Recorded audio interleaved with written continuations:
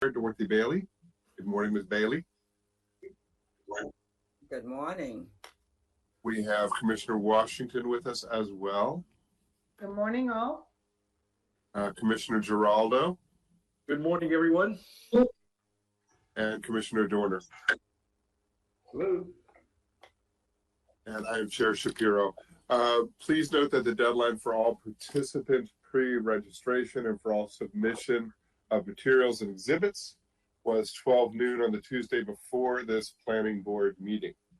Registered speakers may join the meeting with a link provided in the email, which was provided by the planning board office, or you may listen by phone by utilizing the call-in number provided in the email. Of course, anyone may tune in to watch the proceedings via live stream. If you wish to speak or become a person of record, you may use our online web form, which you'll see referenced on the screen. In addition to the commissioners, excuse me, we're joined by our principal counsel, David Warner. Good morning, Mr. Warner. We're joined by Jessica Jones, our planning board administrator, Joe Parsons, our senior technical hearing writer, James Hunt, the division chief for the Development Review Division, is here as well. Good morning, sir. We are also joined by our staff members, Kenneth Flanagan and Ryan Cron, who are helping us with technology behind the scenes. And with that, we will jump in. We're going to follow the order of cases that's listed in the agenda. And under commissioners' items, I'm going to start with a few people that we want to recognize for their service. First, we have a resolution of appreciation for the retirement of Elizabeth Buell, who is with the Parks Department. I don't know if Ms. Buell is online, but let me just read a few bits of information to familiarize with all the wonderful work that she has done. She's was the Enterprise Facility Manager 2 for the Arena Equestrian Manager. This is with the Department of Parks and Recreation, Arts and Cultural Heritage Division. She's retiring from the commission effective 12/31 with more than 33 years of service. She spent her entire commission career at the Prince George's Equestrian Center in Showplace Arena. She was the original Arena Equestrian Events Manager when we opened up in 1993. She serves as a point of contact for equestrian shows of all sizes and levels and all disciplines as well. She was instrumental in growing the facility into the nationally and internationally recognized center that it is today, as recognized by some of the recent shows that we have had. It is quite a trajectory we've had with that facility. She coordinated the Progressive Equestrian Therapeutic Services riding program and the Showplace Arenas Community Schooling Program. It's just a wealth of activities. I want to thank Elizabeth for her service and her years of dedication to the Commission and Prince George's County. And on behalf of all of us, I can confidently say that we wish her a very happy retirement. With that, we actually have a resolution to approve. So any further comments, commissioners? Otherwise, I would look for a motion to approve the resolution. I would just share in your comments, Mr. Chair, and thank her for her years of service. And the Equestrian Center, yes, it's world renowned. So thank you. Thank you. I also associate myself with my colleagues' comments and move to approve, Mr. Chairman. Second. Got a motion by Commissioner Washington, a second by Commissioner Giraldo. Discussion? I will call the roll. Commissioner Washington. I vote aye. Commissioner Giraldo. I vote aye. Commissioner Dorner. Vote aye. Congratulations. And Vice Chair Bailey. Vote aye and thank her very much for her service. I vote aye as well. The ayes have it 5-0. Thank you, Ms. Buell, so much for all of your service. Before we move on to item 2, I have one other one. Last week, we recognized Chidi Umezulu for his retirement. I just wanted to read some remarks into the record around that. And Chidi, are you on the line today? We have Chidi. Yes, I am. All right. So I need, there's the man. I need you to hear all the kind words we're saying in person, and just want you to know how much we appreciate all of your years of service. So he had a scheduling conflict, so he couldn't join us. So let me just, again, pick up some of the things that Chidi has done. So Planner 3 with the Planning Department, Community Planning Division, Neighborhood Revitalization Section. Chidi is retiring with more than 34 years of service. Wow. That is quite a career you've had. During his tenure, he served as the Sustainable Communities Project Manager. He coordinated with the state on issues pertaining to all sorts of issues related to sustainable communities, too much to list. Responsible for planning areas 75A and 75B, multiple plans he's been involved in.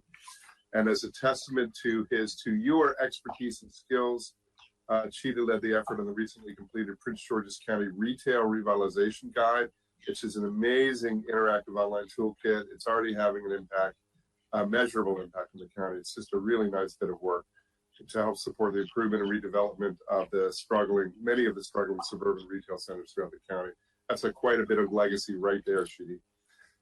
He has appeared before us regularly. He's delivered countless presentations. And Chidi, I want to personally, on behalf of the planning board and the commission and the county, I want to thank you for your service and your years of dedication to Prince George's County and the commission.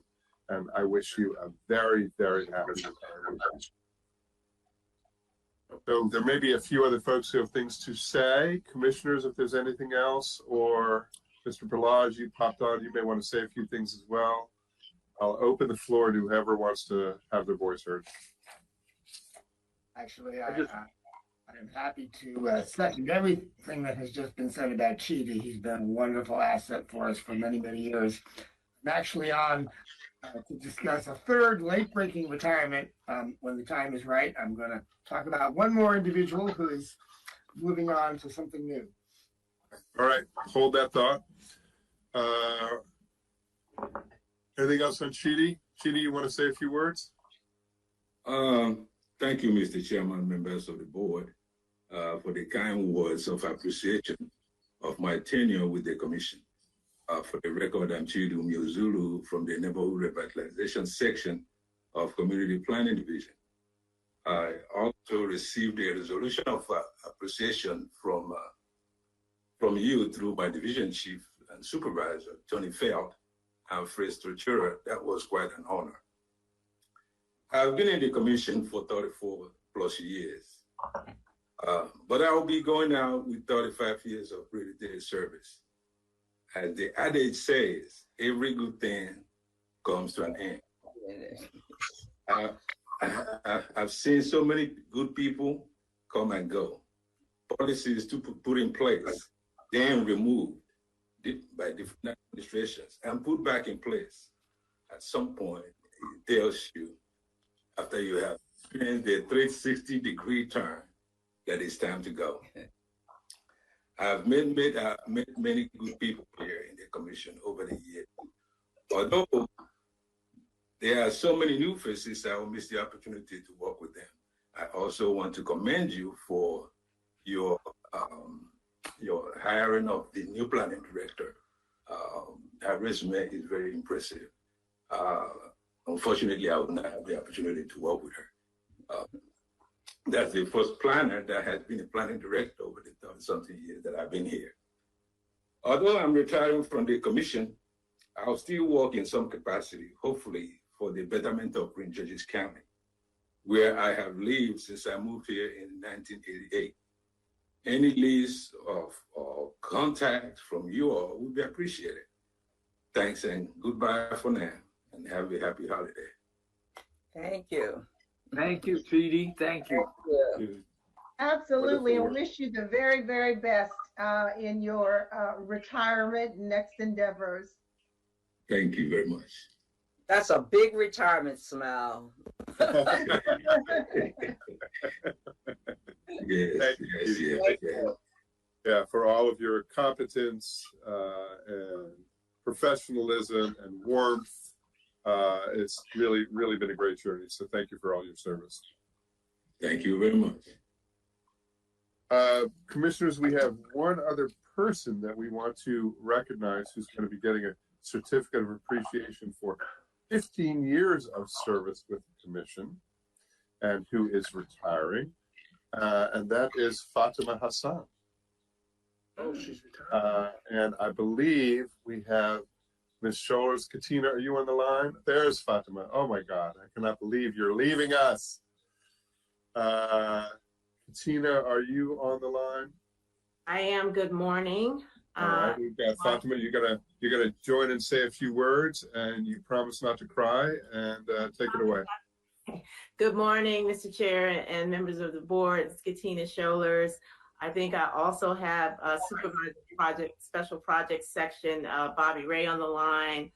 Fatima, I just want to say it has been a pleasure working with you. You have been the eye of the agricultural community for the planning department, and that's never gone unnoticed. I just want to point out some highlights of your career here, your work as part of the team of the 2009 update to the Master Plan of Transportation, your work with the Resource Conservation Plan, specifically the agriculture and rural elements of that, your long-term work with the Agricultural Resources Advisory Committee. That is going to be hard to replace you with, but we will try our best.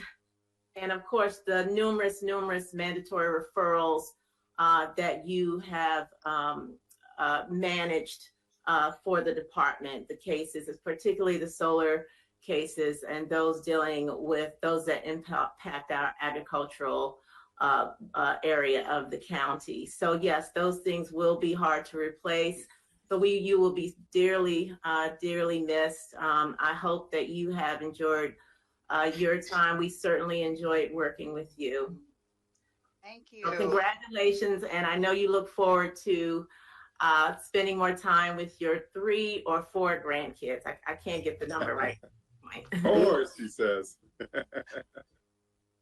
Yeah, and let me just say, Fatima, that it really has been a pleasure working with you, and I hope you are proud of all the work you have done for the residents of this county. I mean, really impressive work. I'm proud of you, and I'm so thankful for everything that you did. So really, really a pleasure. Thank you. Thank you so much. Any words you have for us? Well, Chair To put you on the spot? Chair Shapiro, can you hear me? Yeah. Yes. For the record, Fatima Hassan, and I just want to thank you all and members of the planning board for your service to the county, and I've watched you all these years, all these 15 years. I do remember you, Chair Shapiro, from when I was at MDOT some years ago, and I think you were representing the Prince George's County on the Transportation Planning Board. So I came here from MDOT, and I really I've spent 12 years there, and I really appreciated both, but I have enjoyed more being here. I have. And so it's been a great 15 years, and I'm glad I got to be in the new building. And I appreciate all of you and what you do. I will continue working with the agricultural community. I'm an aspiring grower, aspiring farmer. So I will still be working with farmers in this region. And I'm wishing all of you a safe and happy holiday season. Thank you. Thank you so much. Appreciate it. Thank you. Thank you. So with that, thank you so much, Fatima. Really, really. So with that, let's move on to our next item. We have item 2 on our agenda. This is draft minutes of the planning board meeting from December 7th, 2023. There a motion to approve the draft minutes? Move approval of draft minutes. December. A motion by Vice Chair Bailey, a second by Commissioner Washington. Discussion on the motion. Call the roll. Vice Chair Bailey. But aye. Commissioner Washington. Vote aye. Commissioner Giraldo. I vote aye. Commissioner Dorner. Vote aye. I vote as well. The ayes have it 5-0. So next we have our legislative work session. We have no items. Yes, we do, Mr. Chairman. We have no We have no work items, but we have another bit of sad and exciting news. And Mr. Berlage, the floor is yours. Take it away. Thank you very much, and good morning, commissioners. Yes, we have one more transition to announce. We learned of just a day or two ago, and I'd like to ask Raina Hightower to join the meeting. Raina, who is well known to all of you, has announced that she is leaving, although she's not really leaving. Can you hear me okay? Yeah, Yep. we can hear you. Keep going. She's not really leaving, as I will explain in a moment. But first, let me acknowledge her decades of service to the planning department and the planning board, where she has managed our response to hundreds of text amendments, hundreds of assistance from council members and delegates and senators. She has attended scores, maybe hundreds of county council meetings where she navigated challenging questions with great skill and style, and she really has been an enormous resource. And we will miss her. But she has authorized me to tell you that what she's moving on to is to become the staff director of the Planning, Housing, and Economic Development Committee at the County Council. So the position that Jackie Brown held for many years, and Jackie retired. And Raina is now taking over that very important responsibility, where I know she will do very well.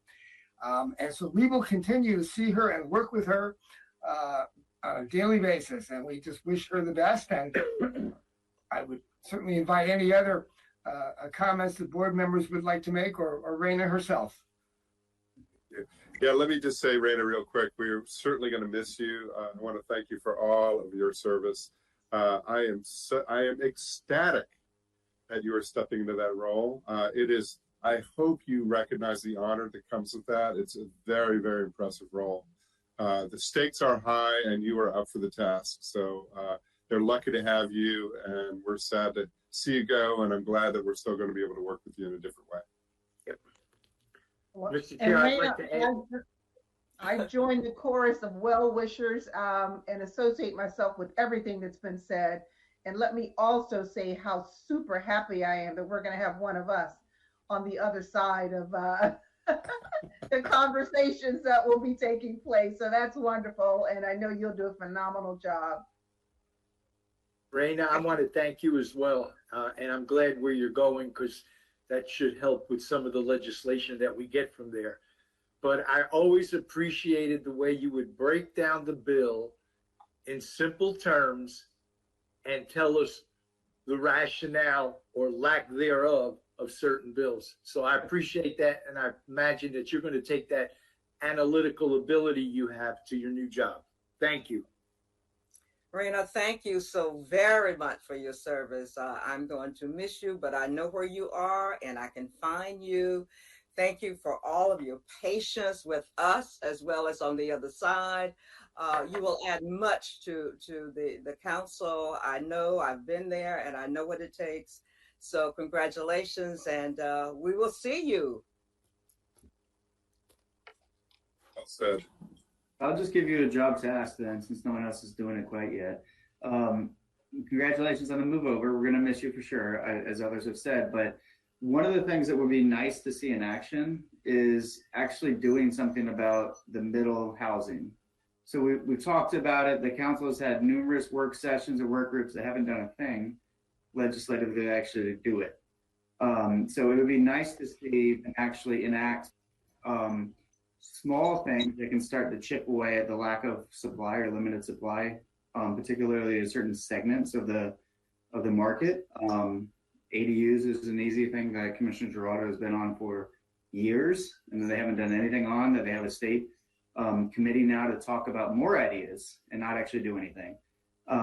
So it would be good to actually see people take action on this and actually put the ideas to practice instead of just meeting and having groups about it and thinking about it.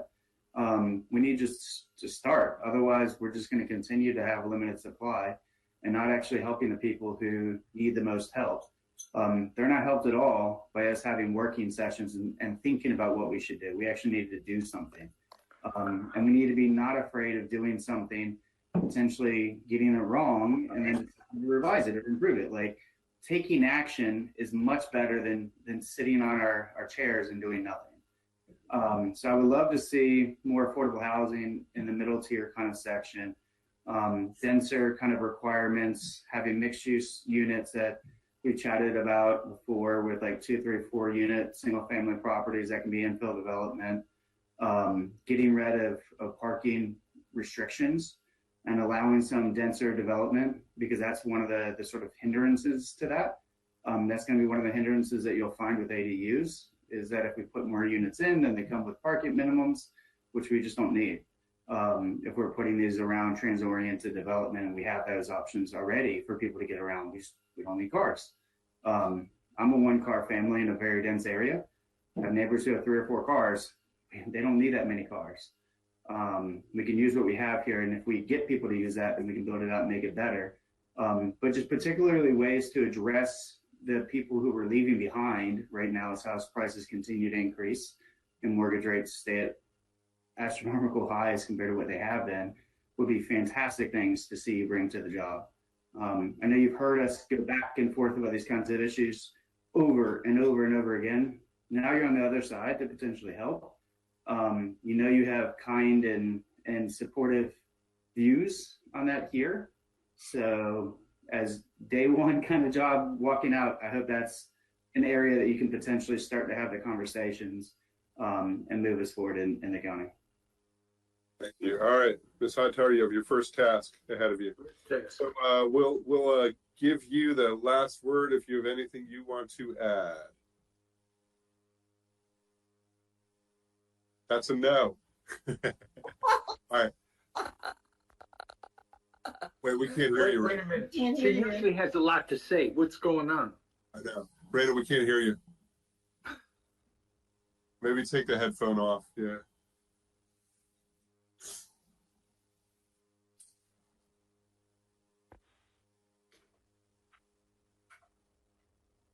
Oh, goodness. I think we can hear you now. No? You can hear me now. Yay. I just want to say thank you. I've grown up here. I've appreciated all of the experiences, and I look forward to continuing to push forward the vision of affordable housing, mixed-use development, and transit-oriented development in our county. I just want to thank you, and I look forward. Thank you. Bye-bye. Thank you, Rita. Congratulations. Thank you so much. All right, commissioners, we are moving on to our next item on our agenda, which is 3C. This is a briefing, no actions required, but we have a briefing on the Information Management Division and Community Planning Division giving us a briefing on trends in population, residential construction, zoning capacity, and residential approval pipeline. This is a really, really wonderful bit of work. Jim Canistra and Adam Dodson will be presenting. Welcome to both of you, and the floor is yours. Morning, Chairman Shapiro and members of the Planning Board. For the record, I'm Jim Canistra, Chief of the Information Management Division, and I'll be joined by my colleague Adam Dodson from Community Planning later on today. I would like to just start off by congratulating my colleagues on their retirements and new positions, and certainly wish them the best of luck. My division is really responsible for updating, maintaining, acquiring, and analyzing over 200 different data sets that represent demographic, property, address, development, housing related information. And we recently completed several projects and conducted a presentation on November 2nd to Planning, Housing, and Economic Development Committee on selected growth trends and development activities throughout the county. And the purpose of what we're going to talk about today is really to recap that presentation and give you some highlights of what we see as development metrics for the county. Next slide, please. First, in the fall of this year, we completed a major update to the cooperative forecast, what's called the Round 10 Cooperative Forecast, done in cooperation with the member jurisdictions and the Metropolitan Washington County of Governments. And kind of as a recap, these forecasts, which was the first major one that was done in about 10 years, are based on current land use considerations and the comprehensive plan. The 2020 census really served as the base year for population, housing, and employment data that we looked at. And then we looked at key planning factors such as new construction, approved development, land use capacity, and current zoning for residential and non-residential development. In this forecast, it's a major effort. It took about 9 months to complete. Like I said, it's done in partnership with Metropolitan Washington Council of Governments, but also was done on an interactive basis with all the member jurisdictions of the council. So next slide, please. The forecasts are really fundamental for all types of planning activities. This information is published on our website now, but essentially it shows continued growth in both population, housing, and employment for the county, looking at a horizon between 2020 timeframe, which was the base year, in 2050. We're projecting approximately a 25% increase in population, housing, and employment for the next 30 years. And that's relatively consistent with what we're seeing across, or what the COG is seeing across the region. I will note, however, that several counties like Loudoun, Prince William, and Frederick County are projected to have higher percent changes or increases in each of those three variables over the next 30-year time period. And our share of the states and the region's population is expected to remain relatively constant over that 30-year time period. Next slide, please. Now, one of the things, and taking a little bit shorter focus on the time frame, is looking at where we were in 2010 and where we were in 2020.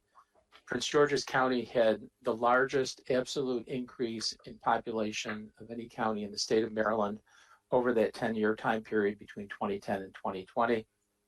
The percent change represented about 12% of the population. Now, over the next 10 years, and really what's now shortly going to be about 6 or 7 years, we're projecting an increase of approximately 65,000 persons over that time frame. So slightly slower growth, but still fairly significant. Now, when looking at households, the ratio between households and population is approximately 3 persons per household. It's actually a little bit less than that, but roughly 3. And so the numbers for the increase in households over that 10-year period is expected over the next, well, it's now 7 to 10 years, is expected to be about 25,000 households.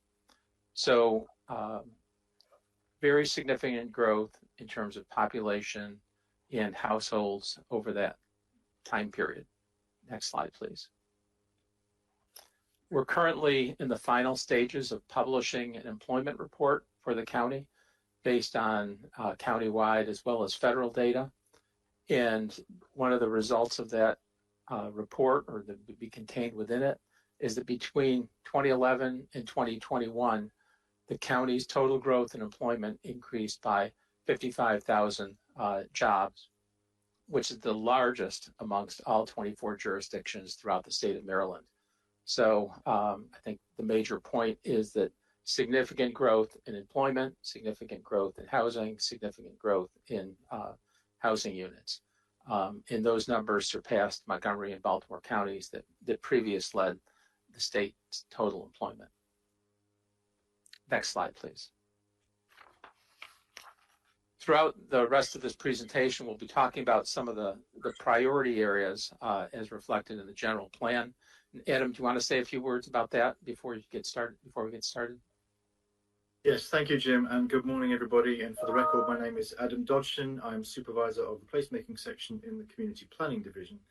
As Jim mentioned, a lot of the presentation now will talk about priority areas These priority areas that you see before you, and it's still a draft, staff recommendation based mainly on the growth policy in Plan 2035. So to say that the growth policy wishes to focus growth within all of the centres and within some of the established communities means the best fit, we think, for these priority areas is to have Area 1 as being everywhere within the Beltway, plus any Plan 2035 centre wherever it lies.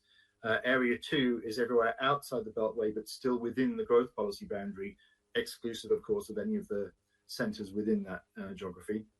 And Area 3 is everywhere outside the growth policy boundary, also known as the rural and agricultural area. Next slide, and back to Jim.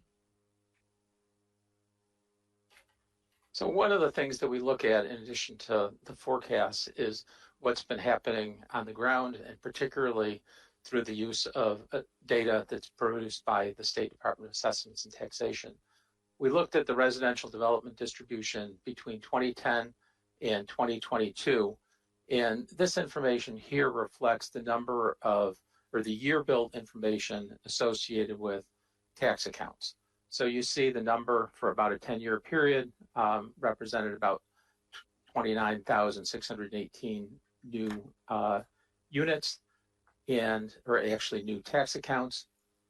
And that number is probably actually a little bit low because tends to be an undercount in some of the multifamily units that are produced. But this map here shows the distribution of the residential development within that time frame. And you see, based on the numbers, that the time frame from 2018 through 2022 is fairly consistent in terms of the addition of about 2,200 or so, 2,000 or so new year-built accounts being added to the SDAT files. Next slide, please. Adam, do you want to talk about kind of the distribution and how that reflects the general plan? Yes, thanks, Jim. So as on the previous slide, growth since 2010 has been more focused in priority area 2. You can see obviously a lot of large sites here, some of which are within our centres, but many are outside. And the thing, as I'm sure you're all aware with large sites, is that they have a long build out period. So, we're going to continue to see growth in priority area 2, not least of which because we've got a lot of growth still to come in some of those larger sites. And that's what's been contributing a lot. As you can see in the overall slide 2010 to 22, you can see where there's a significant amount of large or conglomeration of sites within priority area 2. Area 1 has increased its contribution, as you can see, in the last 5 years, which is positive because, of course, that includes the impact of Plan 2035, which, of course, was adopted in 2014. And it's Hello? Adam, we lost you. You froze.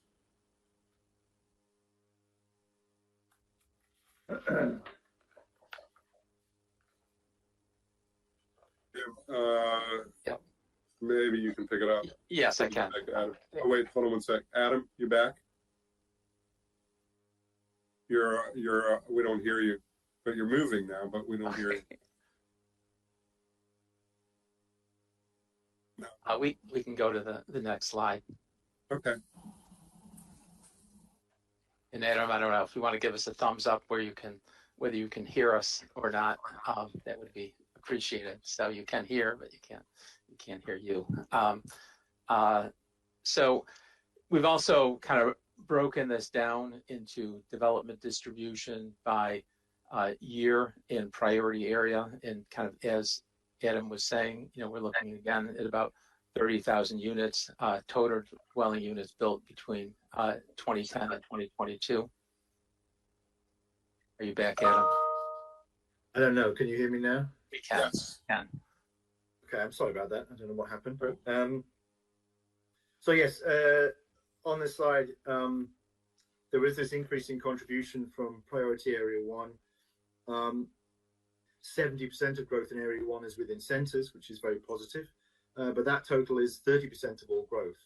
And for the record or a reminder, the growth policy talks about 50% of all new residential growth being in the regional transit districts and a further 25% being in all local centres. So its current contribution of 30% of growth is some way short of that, but certainly an improvement since Plan 2035 has been adopted.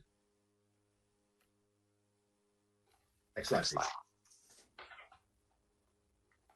The other thing we've been looking at is development capacity, and we have a established methodology that's consistent with the state standards, where we look at undeveloped properties, primarily greenfield areas. We look at properties that have entitlements associated with them that are already planned or throughout the approval process. We then look at properties that are constrained by more than 50% from environmental factors, floodplains, wetlands, steep slopes, soils, etc. And then we look at what the capacity or development opportunity is for based on the zoning. And we apply a range of allowable densities in zone to come up with different estimates. Next slide. So the development capacity right now is estimated to be between 48,000 units roughly and 60,000 with medium-based assumptions. Now, if we assume that the capacity or the development is going to be sort of at the maximum allowable zoning, those numbers go up and to approximately 80,000. But for the most part, the numbers that we're using are based on the medium level of capacity. And I will say that, we're currently looking at these numbers and looking to apply factors for redevelopment as we're seeing more and more of that within the county. But in terms of undeveloped land or land that's not entitled, suitable for development, we're looking at about 60,000 units as our capacity. Next slide. And lastly, one of the other items that we're asked for frequently is what's in the pipeline. And we've recently published a dashboard that contains the estimates for active developments. And we're defining active developments based on cases that have been approved, case types including DSPs, CSPs, STPs, preliminary plans. These are ones that are approved by planning board. And as you know, there's many different cases that presumably make up what would be referred to as a project or development. So we're aggregating those into projects, and we're focusing really on development that's occurred or been approved within the past 11 years, from 2011 through 2022. And I will say this dashboard will be public very soon. I will say that there may be some cases where the validity has expired for a particular case, and there might be some cases that have plats that were approved well before 2011 that have never been developed that also could be added to the pipeline. But we're focusing really on what's the major components of the pipeline that we can provide that information for, and we do have that available as an application or dashboard on our website. Next slide. And one of the things that we have that functionality of being able to drill down into individual planning areas, council districts, or subsets of various geographies. Next slide. And Adam, do you want to talk about how pipeline reflects the different priority areas? Yeah, so you'll recall that as far as the build out is concerned, priority area 2 had more build out than priority area 1 since 2010. But you can see here in the pipeline a significant flip, if you like, so that the majority of the pipeline is within priority area 1, which of course is exactly where we'd hope it was per Plan 2035. And I just want to also remind that the pipeline is exclusive of capacity. So the capacity slide you saw earlier is the remaining capacity. The pipeline is not included in the capacity. You have to add the two together, if you like, to get the total. Because the pipeline is, as Jim said, everything that currently has an entitlement or approval, whereas the capacity is what's left that is yet to be approved or have any entitlements. So that's an important point to make as well, is that future development will not only be that which is in the current pipeline, but that which is also foreseen as our capacity. But this slide does show that priority area 1 is providing the significant majority of dwellings in the pipeline. Next slide, please. And this just breaks that down by the Plan 2035 center. So we can see, there's a significant amount, the majority the greatest number of units in the pipeline is within the regional transit district, which again is important for Plan 2035, because we'd like to see, for the policy states, that we have 50% of all new dwelling growth in regional transit districts. We're not there yet, but you can see the significant contribution that the regional transit districts are going to make in the pipeline. So this is just a helpful breakdown to show you the distribution in each of the centers. Next slide, and back to Jim.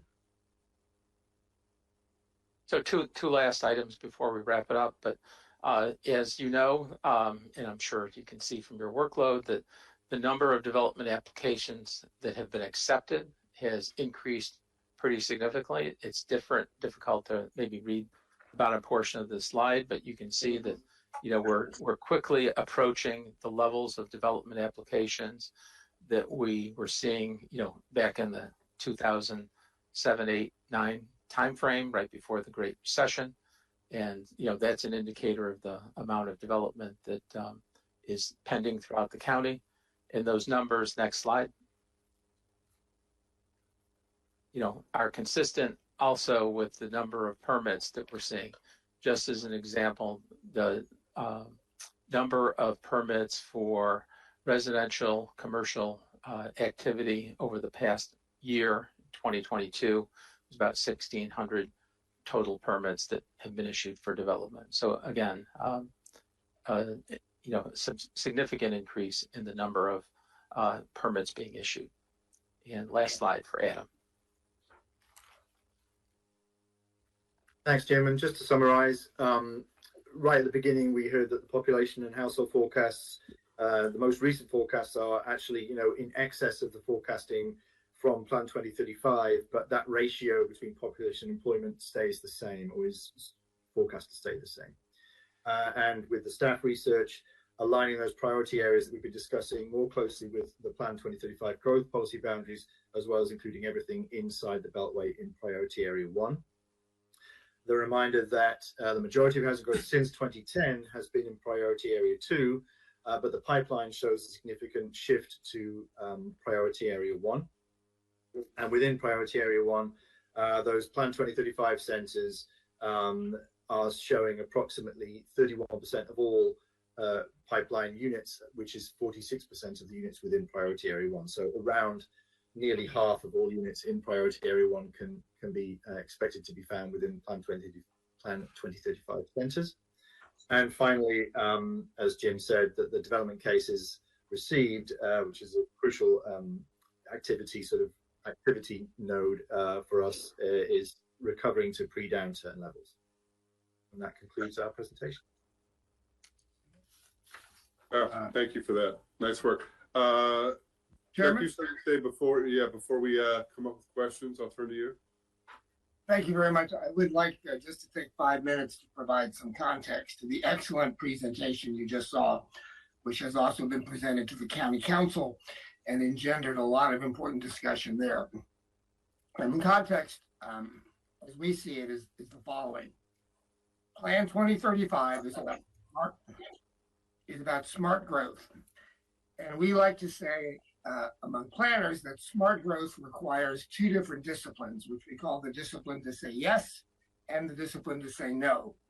And the discipline to say yes is the discipline to say yes to dense, high-quality, mixed-use development near our transit stations and to provide redevelopment in our older inside the Beltway neighborhoods.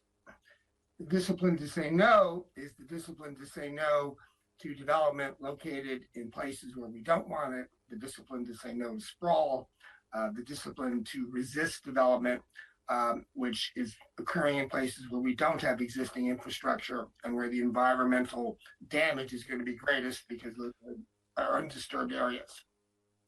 What we think this data shows is the county is doing a good job on the discipline to say, yes, we can do better and we will do better, but we are making great progress. And we can see at many of our metro stations already the kind of transformative development that we've wanted for so long. But on the discipline to say no to continued sprawl, it's a little more challenging. And it's challenging primarily because of legacy projects, which staff mentioned, things that were approved many years ago when the county's development objectives were very different. And they're just building out now. And they're building out in places that might not be our priorities, but they have existing approvals that go way, way back. And so, it's hard. You can't turn the ship on a dime. But some of that challenge also relates to increases in density in places where we as planners think it ought not to have occurred. You're all familiar with text amendments. You're familiar with the fact that the MXT zone in the prior zoning ordinance, which is still available to many property owners and which allows very high density, was laid down in a lot of different places. We probably would not lay it down today. And so our view is we all need to try a little harder, and the council and staff discuss this.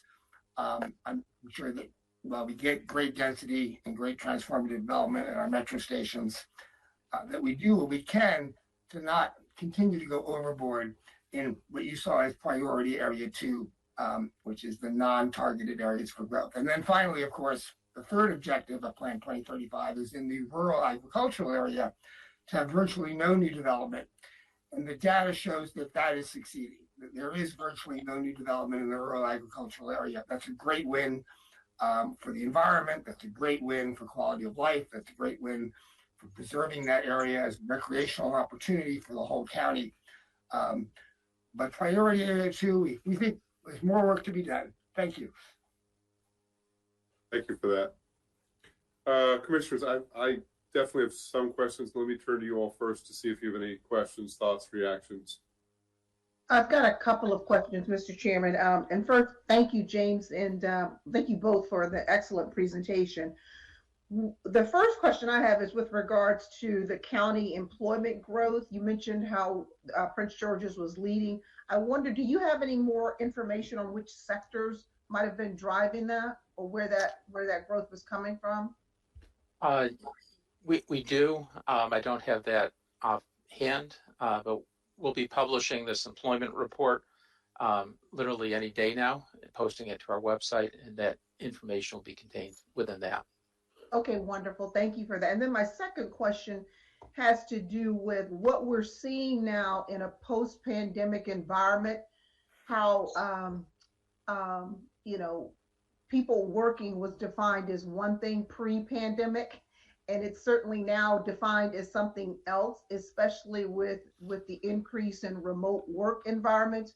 Was that taken into consideration at all in terms of, we talk about TOD and other, our plans were developed in a pre-pandemic environment, which contemplated how people were working, but now it's shifting and there's a definite economic impact in terms of what we're seeing. I mean, not just us, but I think around the region and around the country. In terms of the employment report, essentially we were focused on jobs, and we do have some information relating to commuting patterns. But then, one of the projects that we're interested in undertaking over this next year is looking at commuting patterns and how they have in fact changed with the pandemic, and also looking at the utilization of office space within the county. Great, thank you, Jim. Seems like my answers are somewhere out there in the future, so yes. I'll be waiting. And thank you both again for the great presentation. That's it for me, Mr. Chairman. Thank you. Other questions, commissioners?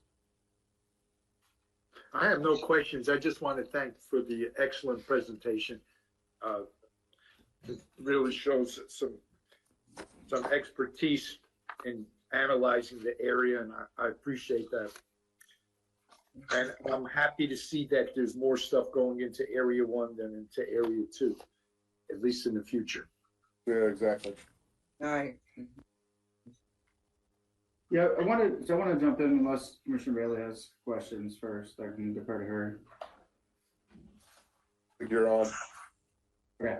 All right. So on one of the slides, like maybe the second to last or third to last slide, there was the number of cases that have been approved in the table. I think it's like 17 maybe.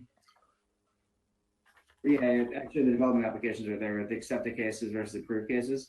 Is there a way that you can take that and weight it by unit? So that way we would have an idea of like, are these cases that are approving 5 homes versus cases that are approving 40 homes versus like multifamily units? So my first question would be like, let's weight it by unit so we know like relative to prior to the pandemic, are we bringing more housing units in play from these cases or not?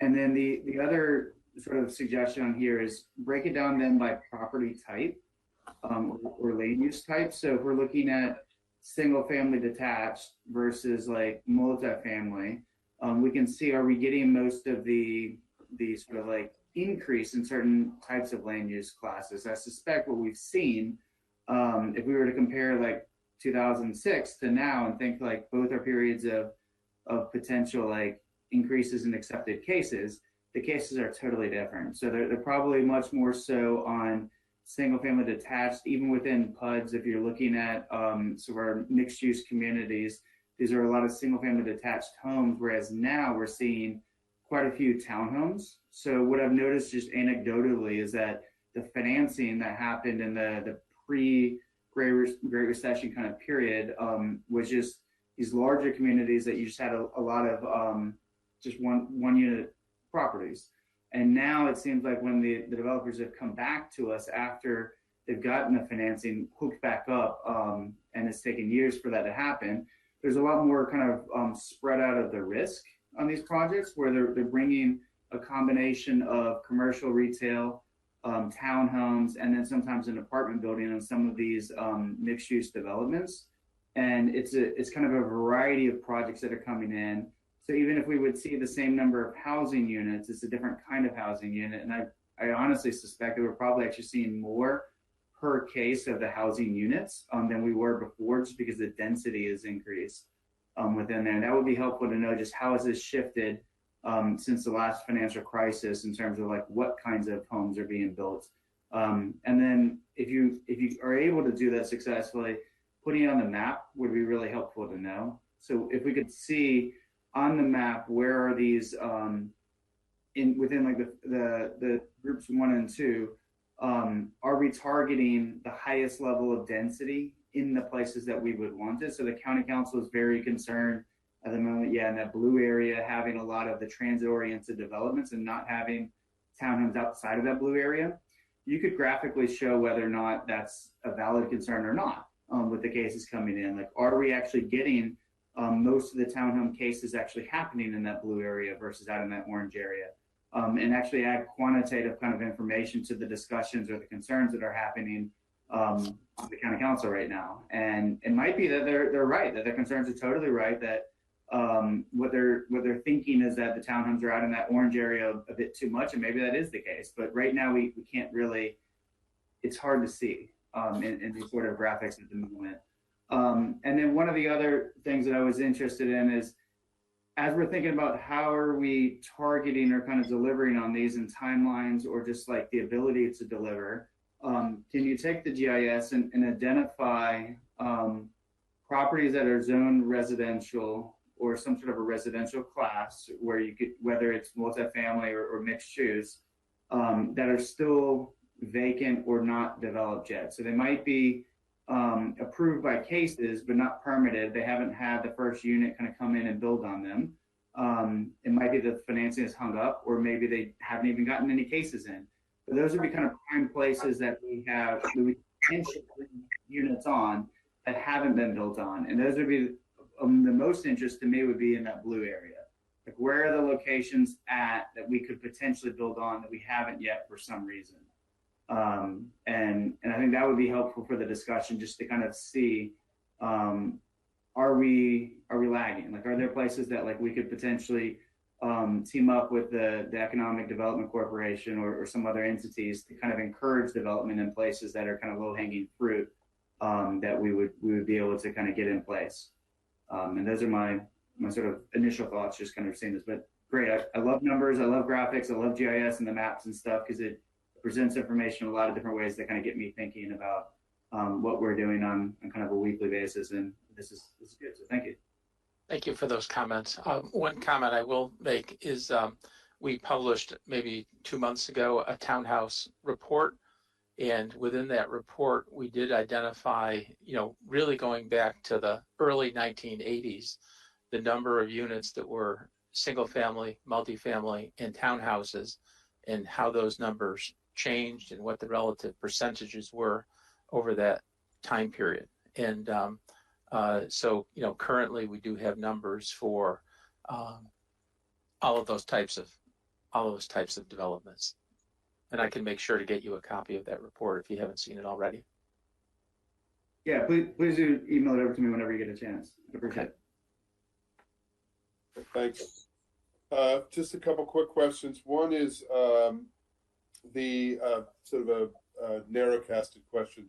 I think it was like slide 3 or 4 where you were talking about the dwelling unit capacity. And you were sort of saying low versus medium.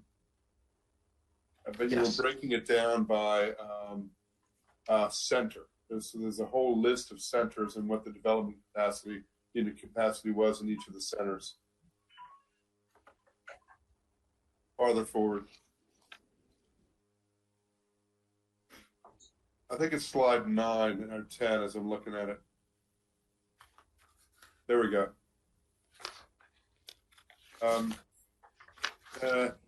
Let me ask the question. So there were some centers where it wasn't this slide, but there were some centers where the development capacity was listed as 0.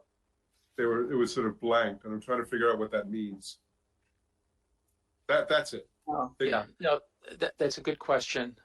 In some cases, the development, and this is where it gets into the redevelopment issue. And we had this issue with the Greenbelt Metro area, that in some cases, when you look at the total number of parcels that are able to be developed, some of those may in fact be government properties that by the nature of the methodology in place now does not provide an opportunity for having development capacity. So the FBI site, I think, is a good example of that, where it's essentially WMATA property. And so if it's public use, it's excluded from the development capacity. So that may be why you see the number being 0. Adam, I don't know if you have anything to add to that. I think that's right for some of this, like you said, in Greenbelt in particular. And I think I must confess, I don't know with 100% accuracy, but say National Harbor, I think there's most of that has been entitled, and therefore there's very little additional capacity. Remember, this is on top of anything that's already been entitled. So we are going to expect to see more units in National Harbor, but they're in the pipeline rather than the estimated capacity. So one way to interpret this is National Harbor, College Park, Prince George's Plaza, essentially everything's been entitled. That's correct. There's no potential. Suitable.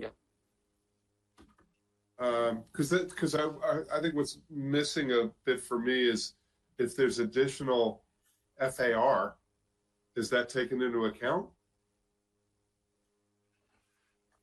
So in terms of that, that would be taken into account, and that's why I mentioned about the redevelopment. So, we're looking at how to then factor in redevelopment for underutilized properties, okay, as well as for public properties. So, one factor under consideration is looking at the estimated or the difference between the improved value of the property and the land value of the property, and then looking at those two variables and saying, does this particular property have an ability to, increase the improved value relative to the land value, suitable for redevelopment, in other words. Right, and some of that's going to be subjective, and so I'd be curious to, continue that conversation. Think if we can sort of nuance something like this to say, well, if we actually want to see more development in some of these areas, I don't want this. I don't want a slide like this. I don't want people to think that it's not possible to develop in already dense areas. So it's a longer conversation, and again, it's not to take away from the amazing work that's going on here, truly. The other question I have is related to the jobs housing ratio, and I was triggered by the conversation, and clearly, our jobs housing ratio is not where we want it to be, and so many of our other neighboring jurisdictions have a better jobs housing ratio. And it also looks like the trend is not actually moving in the direction that we wanted to go. It's fairly static, if I'm understanding that correctly. So the questions, first of all, make sure I'm understanding that right. And then the second thing is, considering that what's in the pipeline is relatively positive and our economy is growing with the number of jobs that we want to see, I'm wondering if we're hanging too much on the jobs housing ratio being off. And is that perhaps that metric is not as sort of depressing a metric as I've often thought it was. So a technical question and kind of a discussion point. What do you think? Derek, do you want to respond to that? That's an excellent question, and there's a lot of merit to what you say, and it actually relates to Commissioner Washington's question about the pandemic. So, for many years, Prince George's County has been working hard to bring more commercial development so we could rebalance our tax base. That is harder and harder and harder simply because everywhere now, attracting commercial development is more difficult. Office is virtually, at a standstill except for medical office. Retail, is recovering, but it's still very challenging to attract retail. It's relatively easy for us to attract residential development because we are a great place to live and a great place to invest. And so whether we like it or not, our growth, at least in the next few years, is going to be residential growth. Now, much of that residential growth could end up being inhabited by individuals who are employed in high quality jobs working remotely. And so in some sense, the commercial development that we used to get in office buildings and other commercial structures, we may be getting some of that in a way with our residential development. And this is just the reality of the current development marketplace, not just here, but nationally. And so you're right, the jobs housing ratio may not be quite as useful as it was, or maybe it needs to be modified to take account of remote work. And I think that's something we may want to look into. All right, that's super helpful. I appreciate that. Okay, other questions that folks have? If No not, question, Mr. Chair, but I certainly want to thank the team for the presentation. It certainly was informative and very thought-provoking as we look to the future. When I first looked at this and I saw 2035, I said, oh my gosh, that's forever away, but really isn't that far away. And so it's a good opportunity for us to look to the future. And thank you very much. Well said, and I agree. And so thanks to the team, Adam, Jim, Derek, thank you all for this excellent bit of work. I'm glad it was been well received by the council as well, and it really helped to sort of move the conversation forward. So thank you. Thank you. So commissioners, we will move on to our next item of the agenda, which is the consent agenda. We have a number of items on the consent agenda. Is there anyone from the public who wishes to oppose staff's recommendations or pull these items from the consent agenda, or any board member who wishes to discuss any of these items? Seeing none, I would look for a motion. Mr. Chairman, after consideration of the records for items number 4B, 4D, and 4E, I move adoption of the staff findings and approval of these items on the consent agenda in accordance with the recommendation of staff. Second. Got a motion by Vice Chair Bailey, a second by Commissioner Washington. Discussion. Seeing none, I will call the roll. Vice Chair Bailey. Vote aye. Commissioner Washington, Vote aye. Commissioner Giraldo, I vote aye. Commissioner Dorner. Vote aye. I vote aye as well. The ayes have it 5-0. Next, we'll move on to item 5, our agenda. This is preliminary plan of subdivision PPS 2022-041 Superior Martial Arts Training Center. We'll have Mr. Goldsmith, familiar name. Mr. Goldsmith, who will be representing the applicant.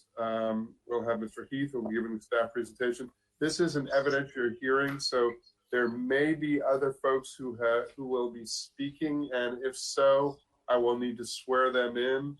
I think we have Mayor Franklin, who is here and who will be speaking. If she does, then we'll swear her in at the time. So with that, let me turn to Mr. Heath for the staff presentation.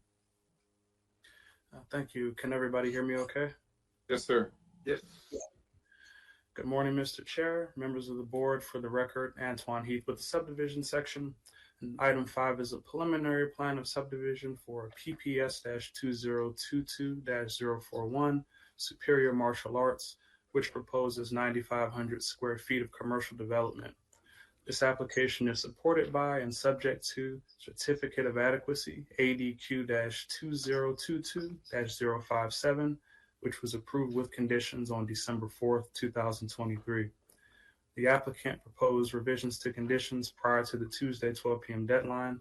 These revisions can be found in the additional backup as applicant's Exhibit 1 and will be discussed during the presentation. The mayor of the town of Upper Marlboro submitted a letter of support as well, which can also be found in the additional backup. Slide 2, please. The site is located in eastern Prince George's County within Planning Area 79 and Council District 6. Slide 3, please. More specifically, the site is located on the north side of Marlboro Pike, approximately 225 feet west of its intersection with Robert Crane Highway. Slide 4, please. Subject property is located in the residential multifamily 48 zone. The abutting properties to the east, north, and west share the same zone. The adjacent properties to the south beyond Marlboro Pike are located in the industrial employment zone. Next slide, please. This aerial photograph shows the site in context with the surrounding properties. The property to the east consists of commercial development. The properties to the north and west are currently vacant. Slide 6, please. The site map shows the topography of the property, which slopes downhill to the north. Slide 7, please. Thank you. The subject site abuts master plan right-of-way Marlboro Pike, highlighted in pink, and Robert Crane Highway can be seen to the east, highlighted in red. Next slide, please. This slide shows the bounds of conceptual site plan CSP-19001, which was approved by the Planning Board in 2020. The subject property is within the bounds of that CSP and is outlined in red. CSP approved shared access for the entire development. This shared access is shown just left of the subject site with a dashed line and arrow. However, preliminary plan of subdivision 4-21010 Marlboro Gateway, which was approved in 2022, separated the surrounding property from the subject preliminary plan of subdivision. So development of these two sites may not occur at the same time, and it is unknown when the shared access will be constructed. As such, the applicant is proposing both direct access to the site from Marlboro Pike and access via the shared driveway. Staff is recommending the direct access be removed once the shared driveway is constructed due to safety concerns regarding multiple vehicular entrances in close proximity. Slide 9, please. This is a look at the preliminary plan of subdivision, which depicts the property boundary in red with the existing and dedicated right-of-way highlighted in blue. The location of the shared access easement is highlighted in yellow. The direct access to the site can be seen at the location of the orange arrow, and as discussed in the previous slide, staff is recommending this access be removed once the shared access is constructed. The applicant has proposed revisions to conditions located in the additional backup. The revision to condition 3B is to correct a typo. Deletion of condition 7 is proposed as the stream on site is not regulated. Deletion of condition 9 is proposed to be replaced with condition 8 to clarify expectations on when the direct access will be removed. And a new condition 9 is proposed to remove the word temporary on the plans and describe the access from the shared driveway as the substitute access. And staff is in full agreement with the proposed revisions. Next slide, please. A type 1 tree conservation plan was submitted with this application. Woodland to be preserved but not credited is highlighted in green. The applicant has requested a variance from section 25-122B1G to remove 4 specimen trees on site. The locations of these trees are marked with red X's. The variance has been evaluated in accordance with the provisions of approval detailed on pages 14 through 18 of the staff report, and staff is recommending approval. Next slide, please. Staff recommends the planning board adopt the findings and approve preliminary plan of subdivision PPS-2022-041, type 1 tree conservation plan TCP 1-018-2023, variance to section 25-122B1G, and the applicant's proposed revisions to conditions. This concludes staff's presentation. Thank you. Thank you, Mr. Heath. Commissioners, any questions for staff before we turn to the applicant? Thank you, Mr. Heath. So we'll now turn to the applicant, Mr. Goldsmith. Tempted to give you a little hazing, but we'll pass. And welcome. Good to see you again. And the floor is yours. Good morning, Mr. Chair and members of the Planning Board. I wasn't sure if you would remember me, but it's really an honor to appear on this side of the virtual dais in front of the board. Good to see all of you. It has been also wonderful getting to work together again with my former colleague, Mr. Heath, who, as expected, was the consummate professional and worked together with our team to make this a much better project. And so we agree with everything in his very accurate presentation. At the outset, however, I want to make sure I give credit where credit is due. I did join this team at the very end. Dan Lynch worked on this project for nearly 2 years, and I'm just helping to nudge it over the finish line. And I want to echo all of the comments and sentiments that the board has heard from my fellow colleagues at the bar, and that although sometimes it may seem like we are competitors, the land use bar and the planning and development communities are very small in this county, as the board knows. We are all family, and I did pass along my condolences to Mr. Tedesco, who I know is listening, and to our friends at McNamee-Hosey. And so we will miss him, and we all feel the loss. Thank you. Thank you for the kind words. But moving on to this case, it is a fairly straightforward subdivision case. Board is certainly familiar with the site, which is directly adjacent to the Shell station and the Dunkin' Donuts as you turn off of 301 down onto Marlboro Pike, heading into downtown Upper Marlboro on your way toward the Commission's former facility at CAB. And just to give a little bit of context here, the applicant, Ms. Isaac, is president and CEO of Superior Martial Arts Training Center, and she's been a pillar in the Upper Marlboro community for 15 years. And she currently uses 2 disconnected spaces in the shopping center at the corner of Brown Station Road and Old Marlboro Pike.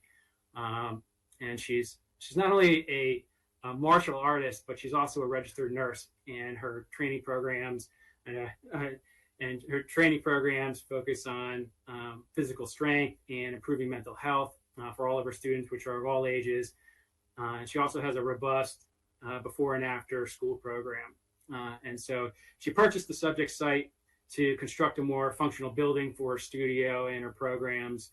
And I toured her current facility, and she's got a great space there, but it makes perfect sense to me why she would want to have her own building with connected spaces. And so, again, this is a simple subdivision case, but the only wrinkle is the access, as Mr. Heath mentioned, and the subject site was actually included in the conceptual site plan for the adjacent adjacent development at Marlboro Gateway. And at one point, it was contemplated that this parcel was going to be included in that project. But ultimately, Miss Isaac ended up purchasing the site.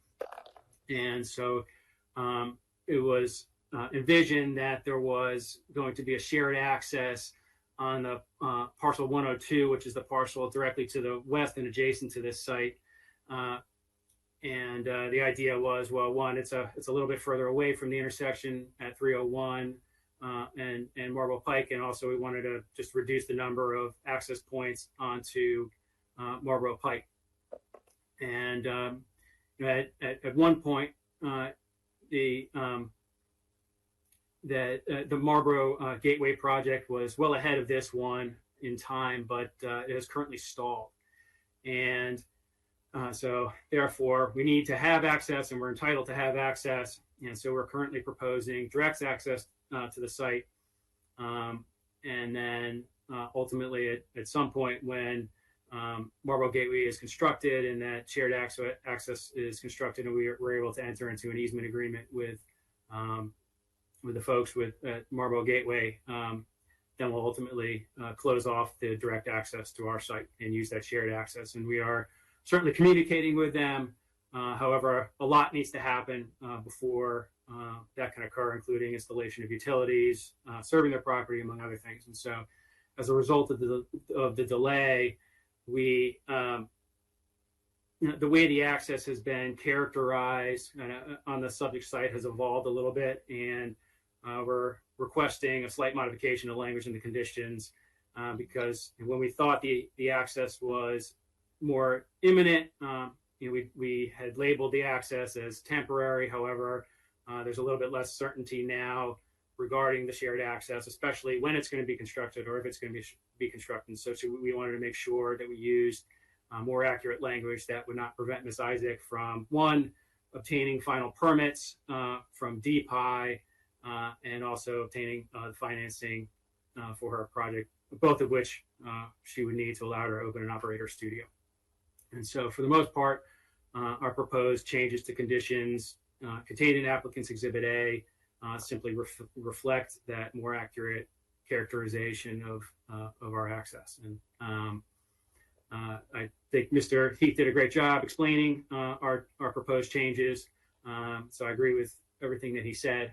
And therefore, with that, we respectfully request the board grant our preliminary plan of subdivision application along with the associated tree variance for the removal of the 4 specimen trees, which we couldn't save due to the constraints of the site. Really wasn't anywhere else we could locate the building and the parking facilities, and then we're also being required to construct a storm drain toward the rear. And so with that, it was wonderful to return to the board and see everybody. And also want to say congratulations on the new Largo headquarters. I'm really looking forward to the tour. Also, looks like Mr. Warner has a very fancy corner office there, and I can't wait to see it sometime. Thank you all. Thank you.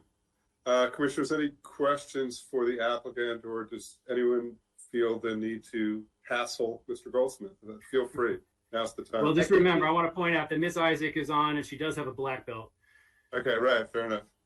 But she's also a nurse, so in case there's any damage, she can fix it. So yes. Correct. If there's no questions for the applicant, we'll turn to speakers from the public. We have Mayor Franklin. Mayor Franklin, I need to swear you in. So if you could raise your right hand. Okay. Do you solemnly swear or affirm that your testimony will be the whole truth and nothing but the truth? I do. Okay, thank you. Consider yourself sworn in. Okay. Consider yourself under oath, and take it away. The floor is yours. Thank you.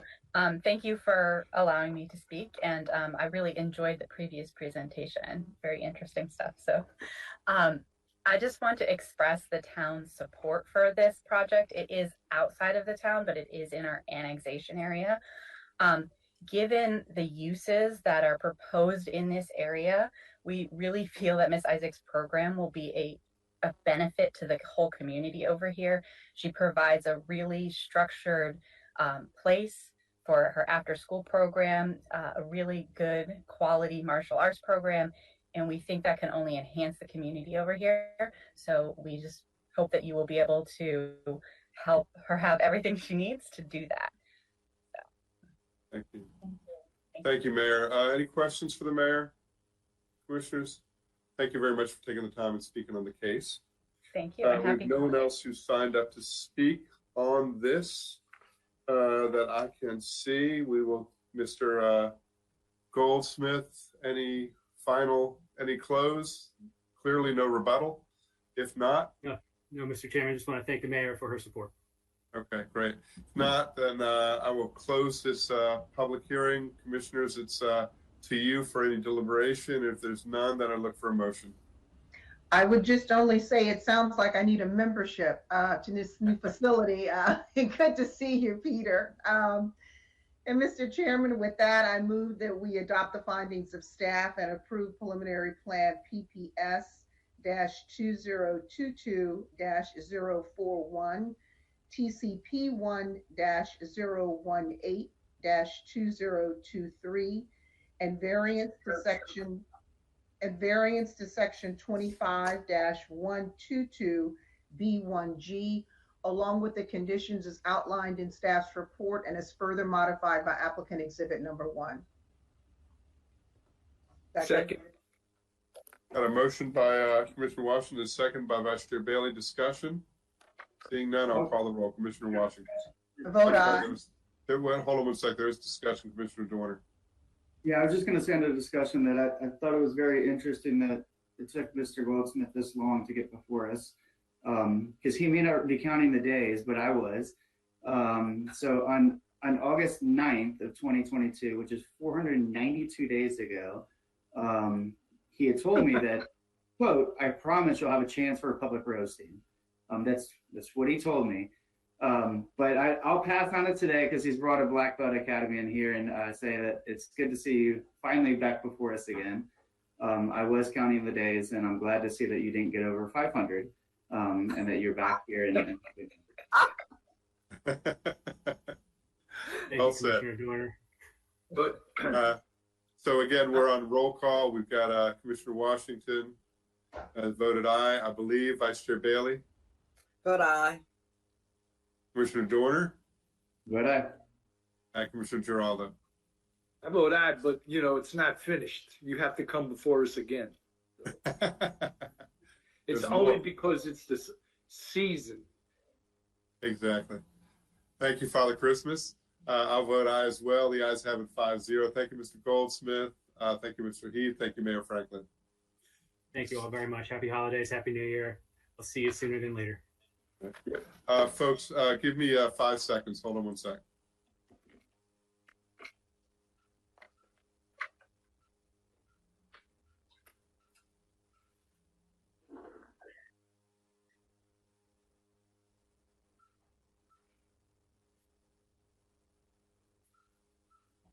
I am back. We're now on item 6 on our agenda. This is a DSP 22020 Bright Seed Industrial.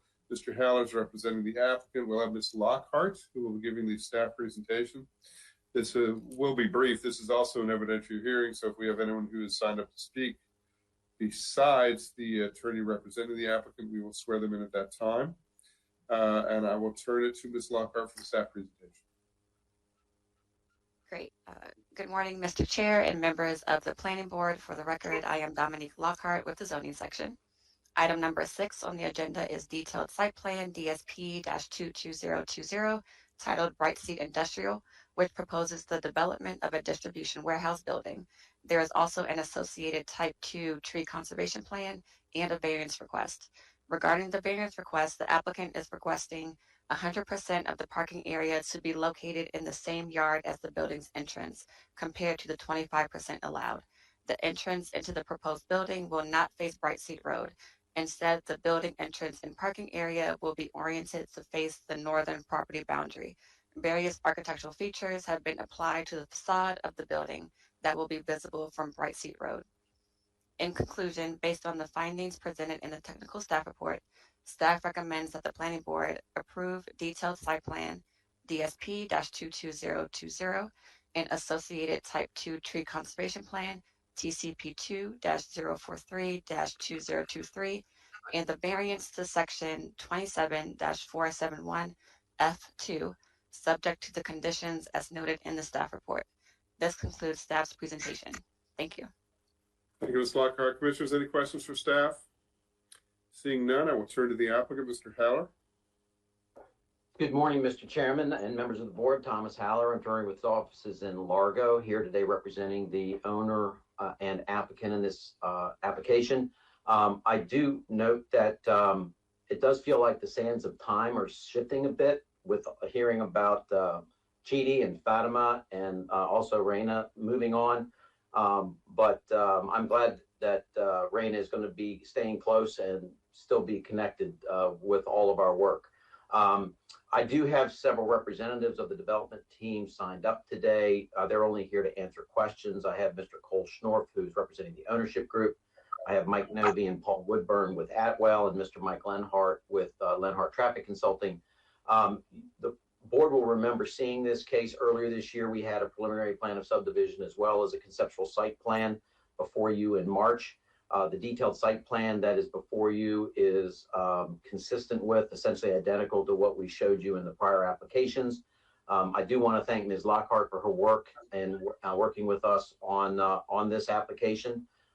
We do concur with all of the findings of staff and with staff's recommendations, and we have no proposed changes to the two conditions which are included in the staff report. We're glad to answer any questions that you have about the project.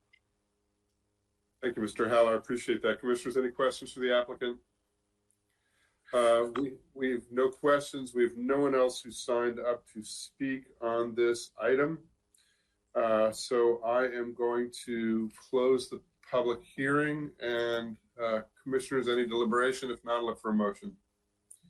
Mr. Chairman, I move that we adopt the findings of staff and approve DSP-22020, TCP 2-043-2023, and variance to section 27-471 F2, along with the conditions as outlined in staff's report. Second. Got a motion by Commissioner Washington, a second by Vice Chair Bailey. Discussion on the motion? Seeing none, I will call the roll. Commissioner Washington. Vote aye. Vice Chair Bailey. Vote aye. Commissioner Giraldo. Commissioner Dorner. Let Commissioner Giraldo go first. He's got his I got vote aye. I took the head nod. Commissioner Dorner. I'll vote aye. I'll point out that for Commissioner Giraldo's sake, I think that Mr. Haller actually has on a holiday tie. So even though we can't no way into the Halloween outfits, he at least has the holiday spirit on today. No, the cup doesn't count, Mr. Haller. Let's see. It is red. It is red. It's red. Oh. I did not wear my Santa hat, but today does remind me of some of the old Halloween planning board hearings that we used to have. Exactly. We may have to get back in those traditions. We'll see. I'll consult with our former chair Hewlett to get the best strategy on those things. We'll see. I vote aye as well. So the ayes have it. You did vote, Commissioner Dorner, correct? Yes, I voted aye. All right, I vote aye as well. The ayes have it 5-0. Motion passes. Thank you, Mr. Haller. Thank you, Ms. Lockhart. Next on our agenda is item 7. This is DSP 23011 from the Heart Church Ministries. Also, Mr. Haller representing the applicant. Mr. Huang is going to be giving the staff presentation.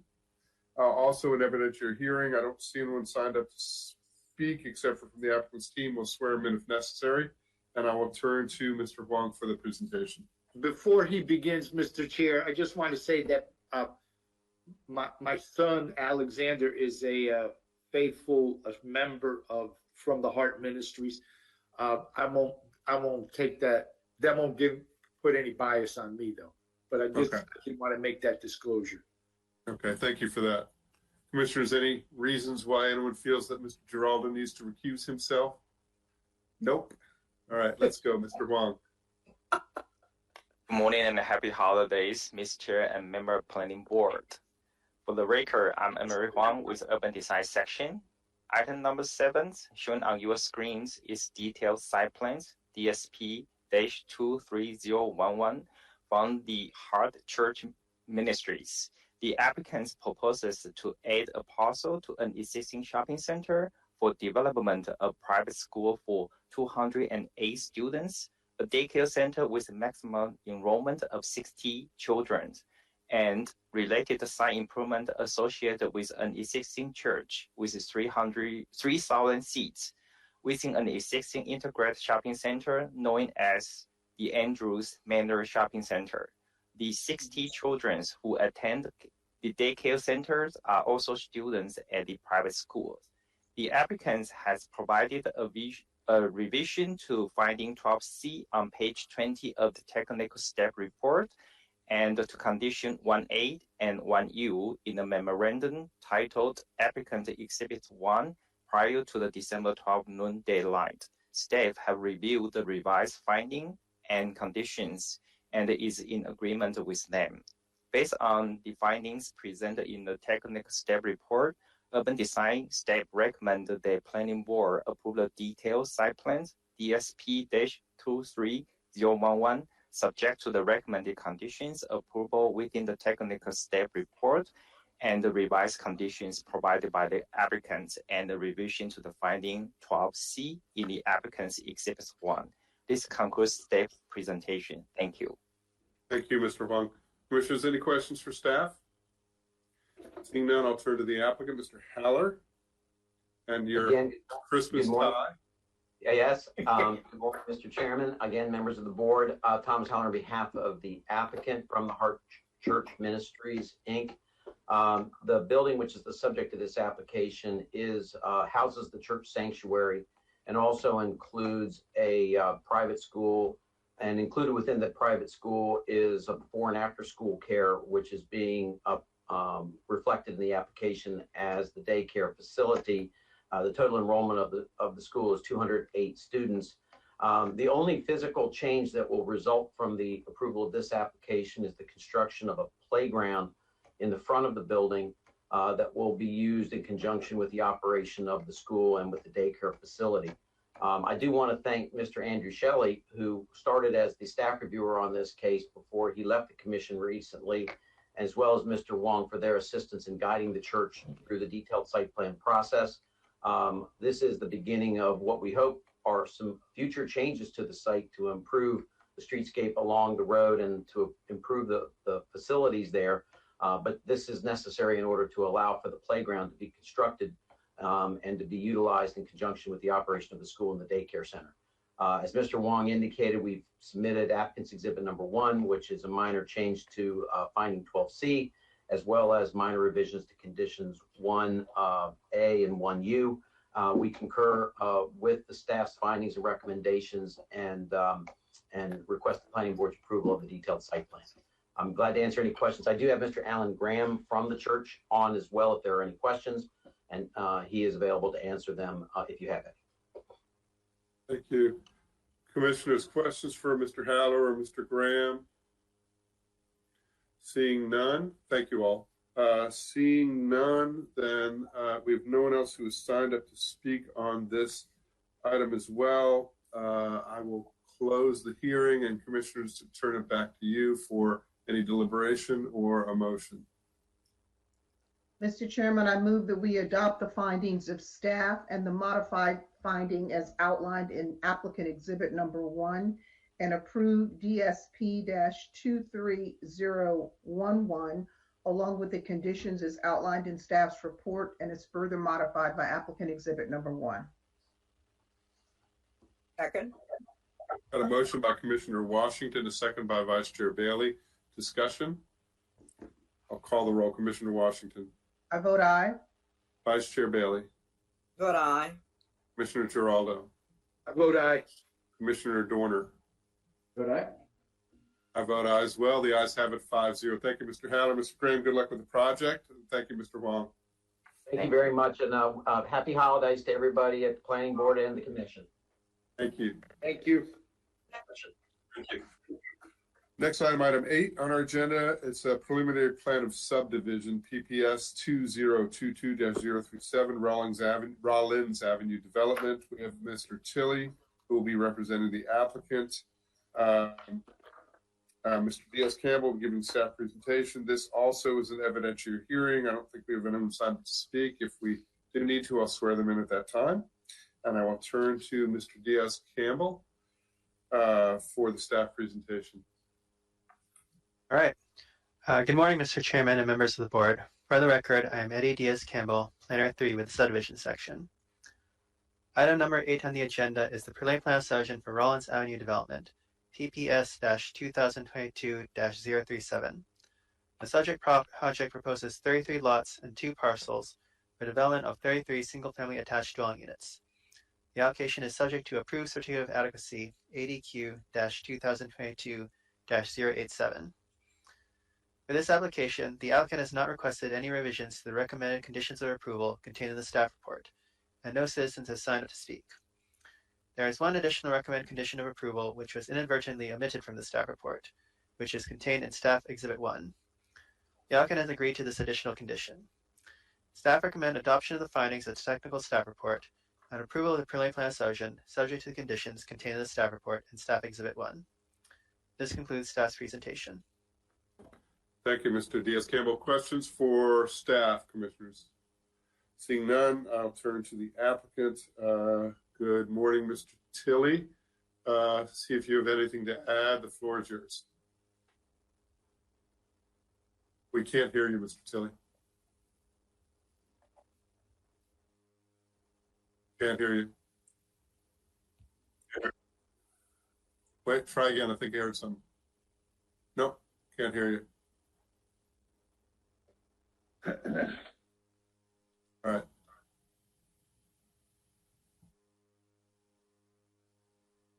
Hi, good morning, everyone. My name is Matt, and Doug is coming over here to speak. Okay. Good morning, everyone. Sorry about that. Slight technical issue there. For the record, my name is Doug Tilley. I'm with O'Connell and Lawrence, representing the applicant on this matter. Mr. Chair, members of the board, we appreciate the opportunity to be here in front of you all today. We also want to thank Mr. Diaz-Campbell and planning staff for their assistance with this application. We have nothing further to add to Mr. Diaz-Campbell's excellent presentation and staff report, but are available to answer questions as needed. Again, I apologize for the technical difficulties in my office, but I'm happy to answer questions. Thank you, Mr. Tilley, and certainly don't worry about it. Commissioners, any questions for the applicant? Seeing none, we have no one else who has signed up to speak on this matter. I will close the hearing. Any deliberation? If not, I would look for a motion. Mr. Chairman, I move that we adopt the findings of staff and approve preliminary plan PPS-2022-037, TCP1-14-2023, and variance to section 25-122B1G, along with the conditions as outlined in staff's report, in addition to condition 20 as detailed in staff exhibit number 1. Second. Motion by Commissioner Washington, a second by Vice Chair Bailey. Discussion. Call the roll. Commissioner Washington. I vote aye. Vice Chair Bailey. Vote aye. Commissioner Giraldo. I vote aye. Commissioner Dorner. Vote aye. I vote aye as well. The ayes have it 5-0. Thank you, Mr. Tilley. Thank you, Mr. O'Dowd. Thank you, Mr. Diaz-Campbell. Thank you, everyone. Happy holidays. Happy holidays. Thank you. Thank you. We're on to item 9 on our agenda. This is DSP, detailed site plan DET 2022-009 Washington Square. Mr. Tedesco is representing the applicant. We have Ms. Garland, who will be giving the staff presentation. This again is an evidentiary hearing. I don't think we have anyone signed up from the public to speak. We'll swear them in as necessary. And Ms. Garland, take it away. The floor is yours. Great. Good morning. Thank you. So good morning, Mr. Chair and members of the board. For the record, my name is Ho Jung Garland with Urban Design Section. before I start getting my presentation, I just wanted to note that since James and also the Adam did such a wonderful presentation about the growth and pipeline case, this case before you is actually located within the blue area, which is a priority 1 area with a lot of growth going on. So I just wanted to put some context on that. So thank you. Thank you for that. Yeah. Thank you.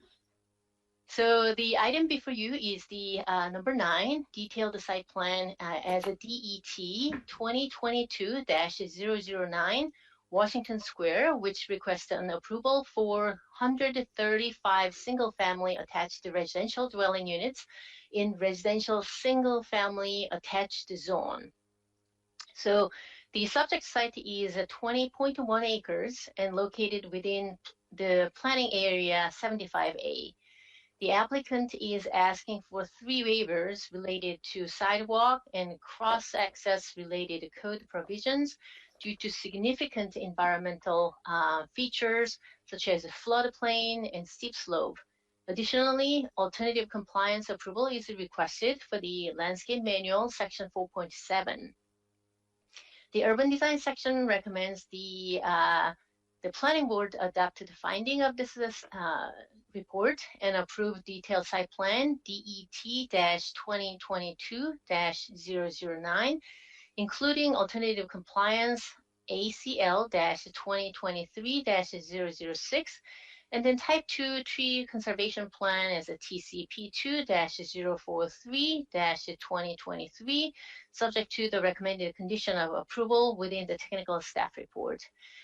Staff would like to also note that there are 2 additional exhibits provided. The first one is the referral from the Department of Permitting, Inspection, and Enforcement, which arrived after the staff report publication. There was no objection to the proposal. And the second one is the housekeeping items from the applicant, which some language revisions to the analysis and conditions. The applicant will expand in detail, but the proposed revisions have been already discussed with the staff, and staff supports the proposed revisions. This concludes the staff presentations. Thank you. Thank you, Ms. Garland. Commissioners, questions for staff? No questions. We'll turn to the applicant, Mr. Tedesco. The floor is yours. Good late morning, Mr. Chairman, members of the Planning Board. For the record, Matthew Tedesco with the law firm of McNamee Hosey. Here on behalf of the applicant K. Hovnanian Homes of Maryland, LLC. Also with me this morning, we have representatives of our design team from ATCS, Mr. Andrew Brown and Ms. Victoria Ballestero, as well as Mr. Mike Lenhart from Lenhart Traffic and Consulting. From K. Hovnanian, the applicant, we have Mr. Nick Grossclose with us as well. They're here if any questions may be needed to be answered that I may not be able to. So no need to swear them in at this time, Mr. Chairman, and if need be, we can swear them in if there are any questions. First and foremost, as always, I need to take a moment to thank Ms. Garland for her excellent review of this application. We worked very closely together. I will say, although we've had other cases, this was kind of our first case together, and it was a very enjoyable working together experience. I would hope for both of us, but certainly for myself. And I think as evidenced by her staff report, as well as the PowerPoint presentation that I will just say is exceptionally done. So I want to thank her and the urban design team for that. I also want to just highlight a couple of things, and I think Ms. Garland hit on it. I think the timing of this case was pretty appropriate given your presentation earlier today as far as needed economic development inside the Beltway. We are very, and I speak on behalf of the applicant, K. Hovnanian, we are very excited about this project. You will remember it from earlier this year. We were before you back in January, the end of January 2023, so almost a year ago, on the preliminary plan of subdivision, which you all did approve. The detailed site plan obviously is the culmination of that, and eventually the culmination of single-family attached homes being built in this part of the county. Which is much needed, new high-quality housing in this part of the county in particular that has experienced a lot of economic development, that has not experienced a lot of economic development, and is within a neighborhood reinvestment area of Plan 2035. Those areas were formerly known as TNIs, Transforming Neighborhood Initiatives. This development will improve the Suitland Coral Hills community by providing new, attractive, and well-designed community to an area of the county that has been identified as being in need of and a target for such new and modern development. There is no greater incentive and catalyst to individual wealth than home ownership. And this project at this location at this time, we believe is desperately needed given the housing crisis and shortage that the county is experiencing. So this project, in our opinion, is well overdue, and we believe should be celebrated and supported. With that, Mr. Chairman, we agree with staff's recommendations. We did submit an exhibit 1 or exhibit A that references some minor housekeeping items regarding the recommended findings as well as conditions. They're pretty self-explanatory. I'm happy to go through them if the board would like. Staff has reviewed those and agreed to all of them. Again, they're primarily housekeeping in nature, just clarifying type edits, nothing substantive on either side that we believe. So unless there's any questions, Mr. Chairman, again, I want to thank staff, thank Ms. Garland, and thank you all for your prior support of this development, and respectfully request the approval of this detailed site plan in this area of the county that housing is needed, and especially home ownership, and that has not experienced such economic development. And we believe that this will be hopefully a future catalyst to not only for home ownership, but also to help incentivize hopefully future commercial economic development along this corridor. So that, Mr. Chairman, thank you so much, and happy to answer any questions. Thank you, Mr. Tedesco. Appreciate that. Commissioners, any questions for the applicant or any members of his team? I don't have any questions, Mr. Chair, but I'm happy to see that the Transforming Neighborhoods initiative that was instituted by former County Executive Baker is beginning to take off even more with the development in these types of areas. So thank you. Thank you. Well said. Other questions, comments? None. I don't have a question, but I certainly do welcome this project, and it definitely is well overdue. My church was located not very far from there, and every day I pass there and I look at it and I think, gosh, why couldn't something happen here positive? So the motion isn't up yet, but I certainly do support it and welcome it to that community. It's also a community that I represented on the council. Excellent. Excellent. All right. If there's no further questions or comments, I will close the public hearing. If there's no deliberation, commissioners, I would look for Mr. Hunt has his hand up, but just say something, Mr. Hunt. All right. We can't hear you.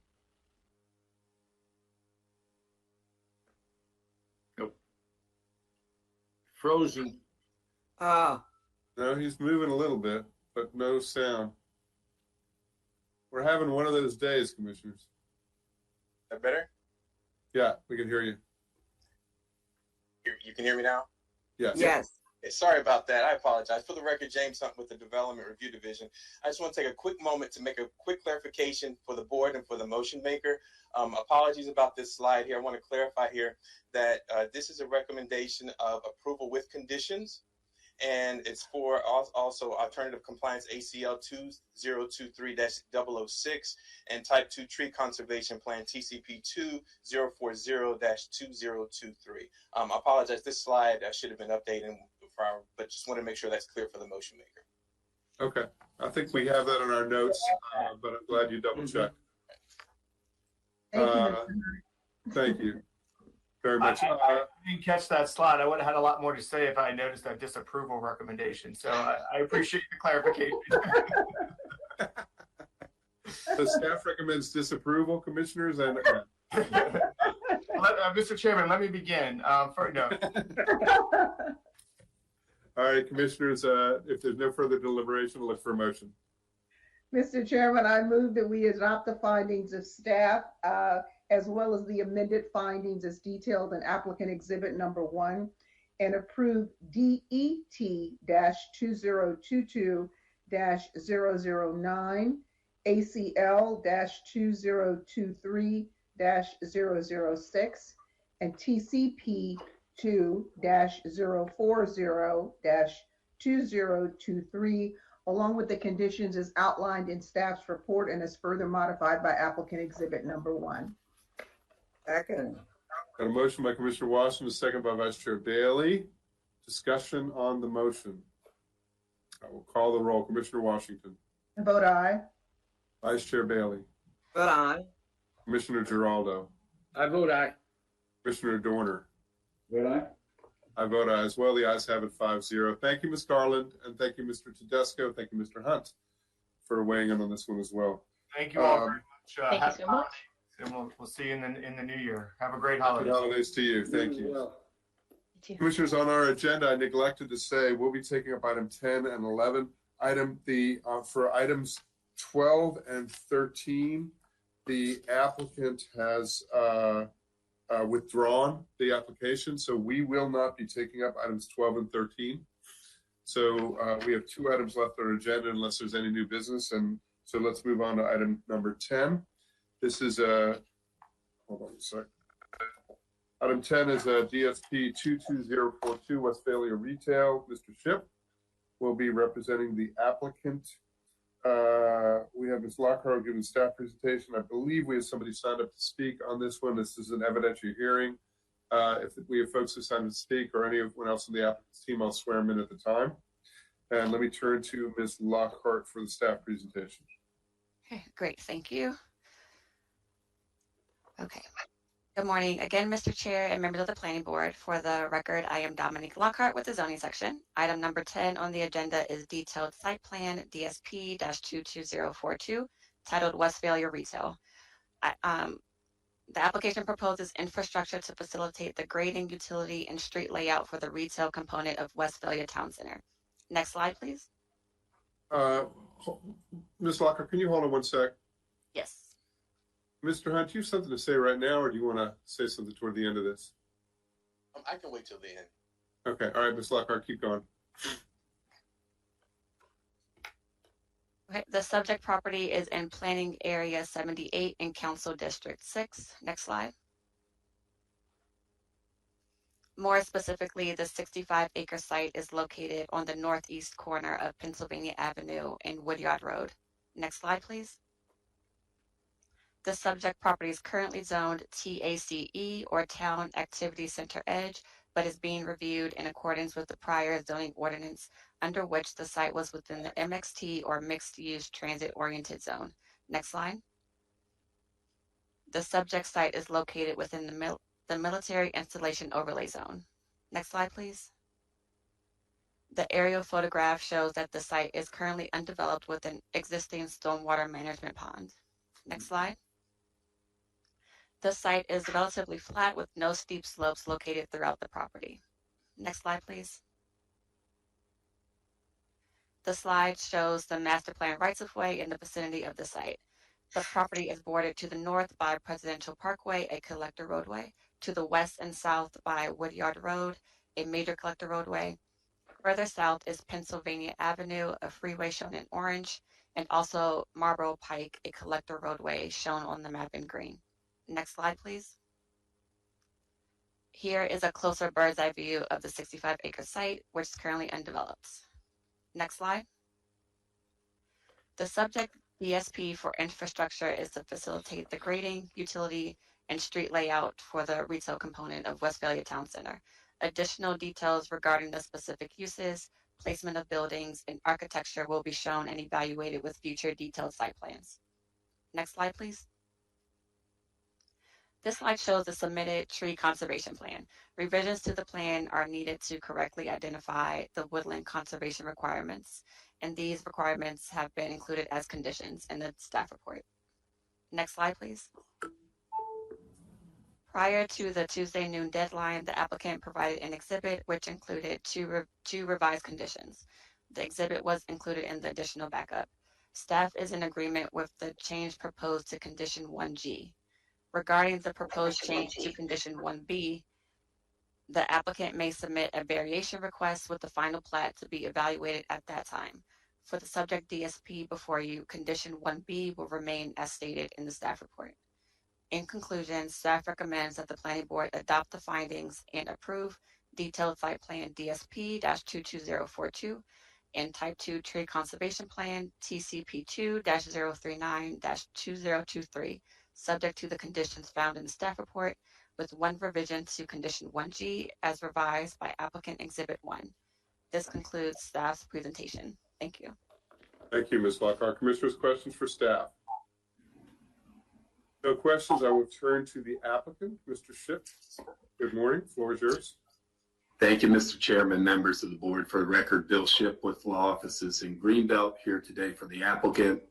I believe I have two members of our engineering team on as well from Dewberry, Mr. Folk and Mr. Schlegel. If there's any questions, they're here, but they do not intend on testifying.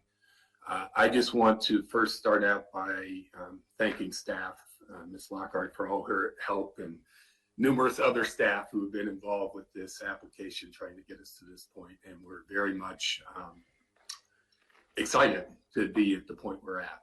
This is an important next step in bringing forward the retail component of the Westphalia Town Center, which has been long awaited. This application does a few things. First, technically what it does is allow for planning of the infrastructure, grading, utilities, TCPs, kind of the backbone of an application, if you will, and allows us to get that addressed so that we can move to the next step. So in a technical sense, it's very helpful to move the application forward. But in other sense, it's also important because it represents a step towards what we showed to the community back in our town hall meetings earlier in the year about the concept for the retail project. And so it represents an important tangible step moving forward towards the retail development.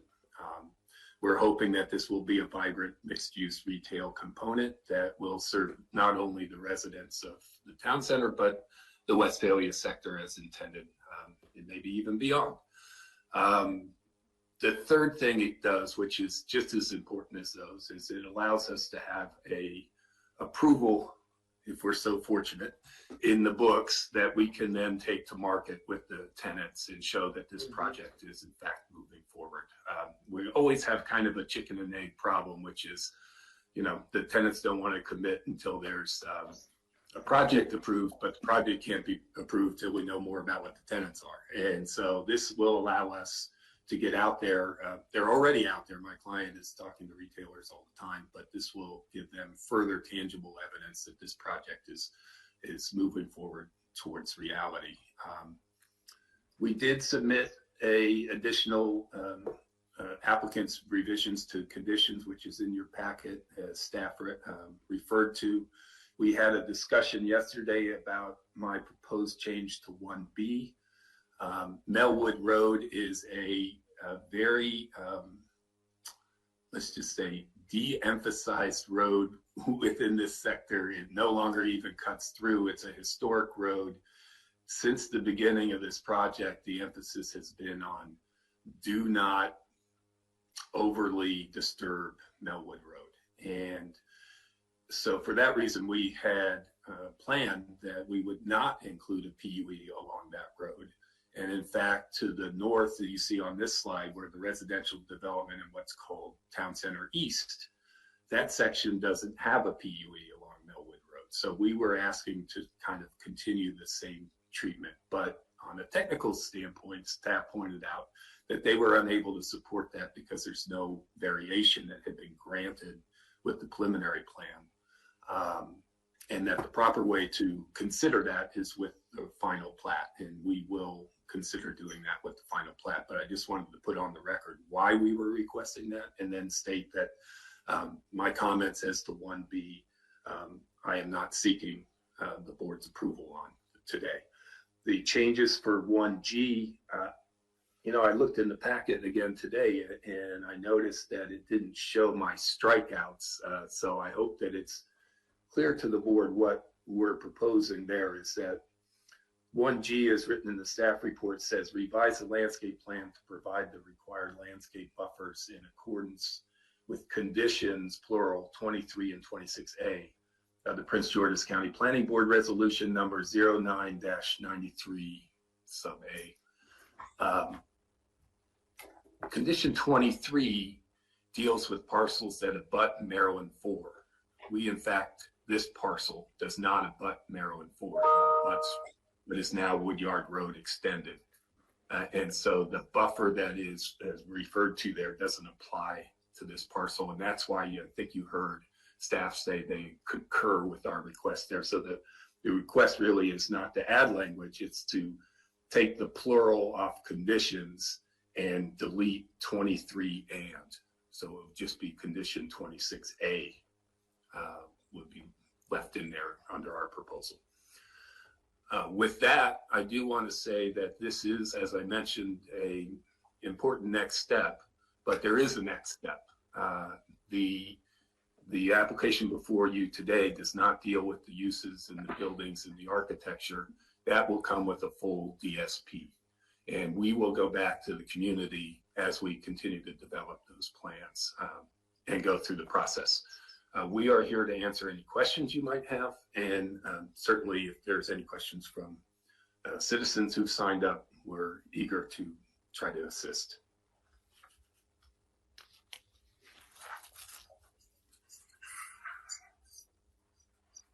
We can't hear you, Mr. Chairman. We can't hear you. Muted. Sorry about that. Commissioners, any questions to the applicant? And actually, I want to make sure staff, you're aligned with what Mr. Shipp has said. No concerns or questions for us? Yes, staff agrees. We are in agreement with the revised condition 1G, and 1B will remain as stated in the staff report. Okay, thank you, Ms. Lockhart. Commissioners, any questions for the applicant? I don't have any questions, Mr. Chair, but I'm just thankful to see the retail moving forward, because from prior history, we've had many residents from Westphalia continue to complain to us that that the retail component is not there, and that was one of the reasons why they were interested in Westphalia. So I'm happy to see this moving forward, and I agree with Mr. Shipp that this is the first step. So thank you. Thank you. I would associate myself with those remarks. Thank you, Commissioner. Okay, if there's no other questions for the applicant, we'll turn to folks who signed up to speak. I have a Ms. Scott. Are you here? Are you on the line with us? Hi, good morning. Good morning. I need to swear you in, Ms. Scott. Are you on camera or just audio? It doesn't matter either way. Okay, just audio is fine. So please raise your right hand, Ms. Scott. Do you solemnly swear or affirm that your testimony will be the whole truth and nothing but the truth? I do. Okay, thank you. Consider yourself sworn in. You're under oath. I'll give you up to 3 minutes to speak. We'll put a clock up there just to help us manage the time. And formally introduce yourself for the record, Ms. Scott, and the floor is yours. I'm glad you're here. Hi, thank you. My name is Parsa Scott, and I just wanted to hear everyone out today about what's going on with this development.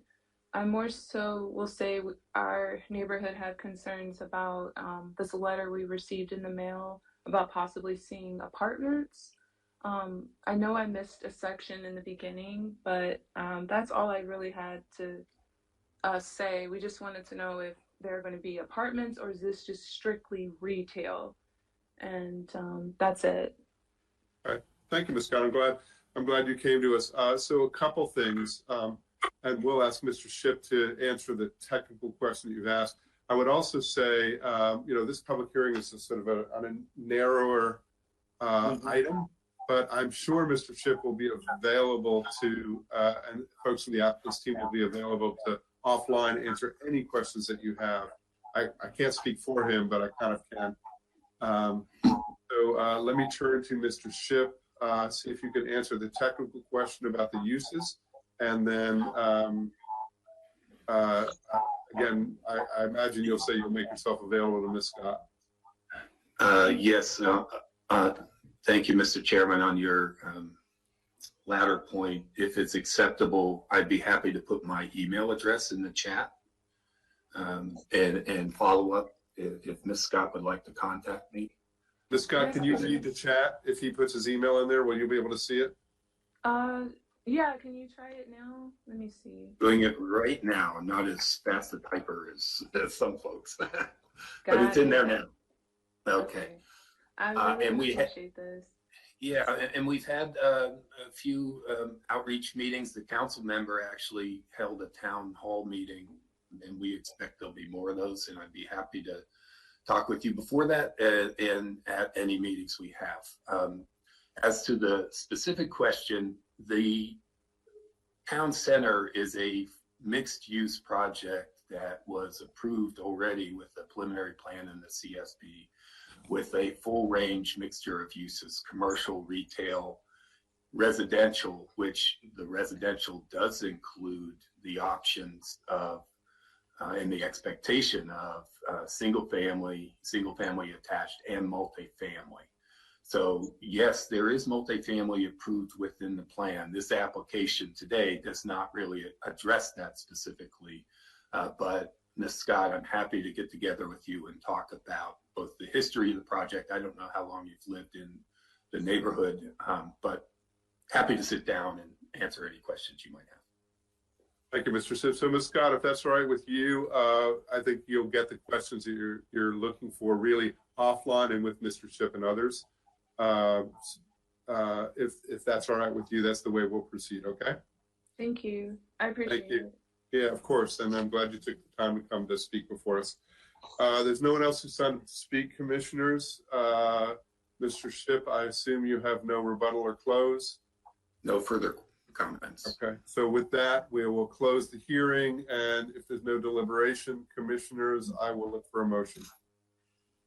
Mr. Chairman, I move that we adopt the findings of staff and approve DSP-22042 and TCP2-039-2023, along with the conditions as outlined in staff's report and condition 1G as modified by applicant exhibit number 1. Second. Got a motion by Commissioner Washington, a second by Vice Chair Bailey. Discussion. Call the roll. Commissioner Washington. I vote aye. Vice Chair Bailey. Vote aye. Commissioner Giraldo. I vote aye. Commissioner Dorner. Vote aye. I vote aye as well. The ayes have it 5-0. Thank you, Ms. Scott, if you're still on the line. Thank you, Mr. Shipp. And thank you, Ms. Thank you, Mr. Chairman. I did want to say I'm a little disappointed that Mr. Giraldo didn't give me credit for my holiday time. I didn't what? What was it? Oh, you're not, oh, look, I couldn't see the whole thing, Mr. Shipp. Well, on screen time. For the record. Absolutely lovely. Have a good holiday, everybody. Thank you. All right, we have one last time on the agenda because again, item 12 and 13, the applicant's attorney has withdrawn these applications, the waiver and the request for reconsideration. So those are off our agenda. All we have is item 11. This is Community Planning Division. This is the Planning Assistance to Municipalities and Communities. It's the release of the FY24 PAMC program funds for projects. We have a couple folks who signed up to speak. I'm pleased to say, and let's hear from staff first. Mr. Sams. Mr. Chair. Good afternoon. The floor is yours. Sorry, Thank Mr. you, Chair. Mr. Chair. Wait, before we move on, hold on one sec. I think Mr. Hunt may have something. He's sticking his Oh, finger Mr. out. Hunt, I forgot. Yes. Right. No, real quick, and I apologize again, James Hunt, for the record. I wanted to, I'm another person bearing a little bit of bittersweet news here. Miss Andrea Doyle-Lester, who is our urban design planning supervisor, has submitted her resignation. She will be leaving the commission. She has been working with us since around July. She's been doing a great job. As you all know, she hasn't been before you, had to come before you so much because she's been doing such great work behind the scenes, trying to keep things working and moving as smoothly as possible. So I want to take my hats off to her real quick and let her know how much we really appreciate her, all her hard work. You know, a lot of things that are something that a lot of folks don't really know about her is that she's really great with morale boosting and office, working with the office staff, keeping everything up, having a great relationship with staff, working on different things to, behind the scenes, creating better placemaking opportunities as well, working with community planning on our other counterparts here within the department. So I wanted to take some time out to really acknowledge her and all her hard work that she's done. She's also worked, obviously, with staffing up the urban design section. We're almost there. We're right at the finish line there. So I really want to, again, thank her for all her hard work. Thank you. Thank you for that, Mr. Lester. And appreciate all your work. Sorry to see you go. Hope you're on to bigger and better things. I'm not sure that's technically possible, but thank you. And anything you wanna bring to us, Mr. Lester, as you head on out the door? Well, thank you, James, for those very kind words. It is very bittersweet for me because I have really enjoyed working with everyone here. It's such an amazing staff, and it's a big opportunity for me. I'm going to be the land development manager for the city of Nashville, Tennessee, and I started in January. And if that opportunity hadn't come up, I'd be staying here with you all because this is a really great group of people. Thank you. We made it a road trip down there. Catch a little music and for a visit, so that sounds good. But good luck. Really, really good luck and a great opportunity for you, obviously. And thank you for all of your good work and your service. You will be missed. Right. Thank you. Great. Thank you. And thank you, James, for bringing that to us. Okay, so back to item 11, we have Mr. Sams. Floor is yours. Thank you, Mr. Chair. For the record, this is Dan Sams of the Community Planning Division. Today I'll be speaking on the Planning Assistance to Municipalities and Communities program, providing an update on one recently completed project and presenting 2 new projects for fiscal year 24 funding approval. Next slide, please. A long-standing program, PAMC, was reinvigorated in 2018 with annual funding by the County Council. Over $1.5 million has been invested since then on 27 projects, many undertaken using consultant expertise. These short-term projects produce timely plans and studies for the subjects that municipalities, communities, and organizations are interested in most. Next slide, please. 8 PAMC projects are currently underway. 1 was completed this October. Begun in 2018 under Mayor Mike Callahan, continued under Mayor Leila Riazzi, and then Mayor Casey Munyane, the Cheverly National Register Historic District nomination eventually grew to accommodate over 1,300 contributing properties, a period of significance from 1914 to 1960, all 11 sections, and the old 4th Ward. Over 1,600 properties were surveyed. The nomination was brought to the Governor's Consulting Committee on the National Register on October 17th, and the committee approved the nomination in a unanimous vote. The nomination will now be forwarded to the National Park Service. Once listed, Cheverly will join the 15 National Register districts and 91 individual properties already designated in Prince George's County. Next slide, please. Moving on to proposed fiscal year 24 projects. The first proposed project combines 2 in 1 for the incorporated municipalities of Brentwood and North Brentwood. Brentwood has applied for a climate action plan that adapts and uses as necessary and appropriate the recommendations of the 2022 adopted Prince George's County Draft Climate Action Plan. Previous and current sustainability efforts and commitments by the town are laudable, but they lack the unifying guidance a town adopted plan would provide. This project would set sustainability and climate action goals for them to meet, organize and prioritize action steps to achieve the goals, and galvanize and unify stakeholders in shared sustainability practices. The Brentwood Climate Action Plan will help the town to advance environmental justice and transition to a state of readiness for and adaptation to climate change. A major part of this project is a flooding and stormwater hazard and risk management analysis for both the town of Brentwood and the town of North Brentwood. Located along the northwest branch, approximately 66% of the improved properties in the town of Brentwood, virtually 100% of those in the town of North Brentwood, are located in a FEMA-designated flood zone, which does not account for climate change events. The draft 2023 County Hazard Mitigation Plan notes the Brentwood levee has the highest exposure risk, with approximately $212 million in property exposure and over 1,000 buildings in the levee inundation area. The analysis will provide the towns with the data and tools to assess key and current potential hydrometeorological hazards, as well as their vulnerability and options for risk reduction and mitigation. Next slide, please. The major elements of the projects include the identification and categorization of all resources with flooding and stormwater risk, strategies to reduce or eliminate flooding and stormwater as hazards, sustainability and climate action goal establishment, a sustainability-themed placemaking event, community engagement and outreach, and a final climate action plan and risk management analysis. The proposed project cost is $213,135, and staff are recommending releasing funds to undertake the project. North Brentwood Town Manager Jacqueline Goodall and Mayor Robinson were unfortunately not able to be here today. Brentwood Council Member Lauren Rauch has coordinated with them and I believe is here to speak in support of the projects. Thank you, Mr. Sams. Would you like the council member to go now, or you want to continue? Oh, please, Lauren, go ahead. Okay. Council member, if you could introduce yourself for the record. We're happy you are here, and the floor is yours. Do I get sworn in? I was really looking forward to getting sworn in. No? I can swear you in. But you're actually allowed to lie right here, right now. Oh boy. Well, let me get ready for that then. Change my whole message at this point. No, thank you so very much, everyone, and for allowing me to speak on this request. First, I'd like to thank Dan. We've been working together, I think, since June now on this proposal, and really grateful for his partnership on this and his office as well.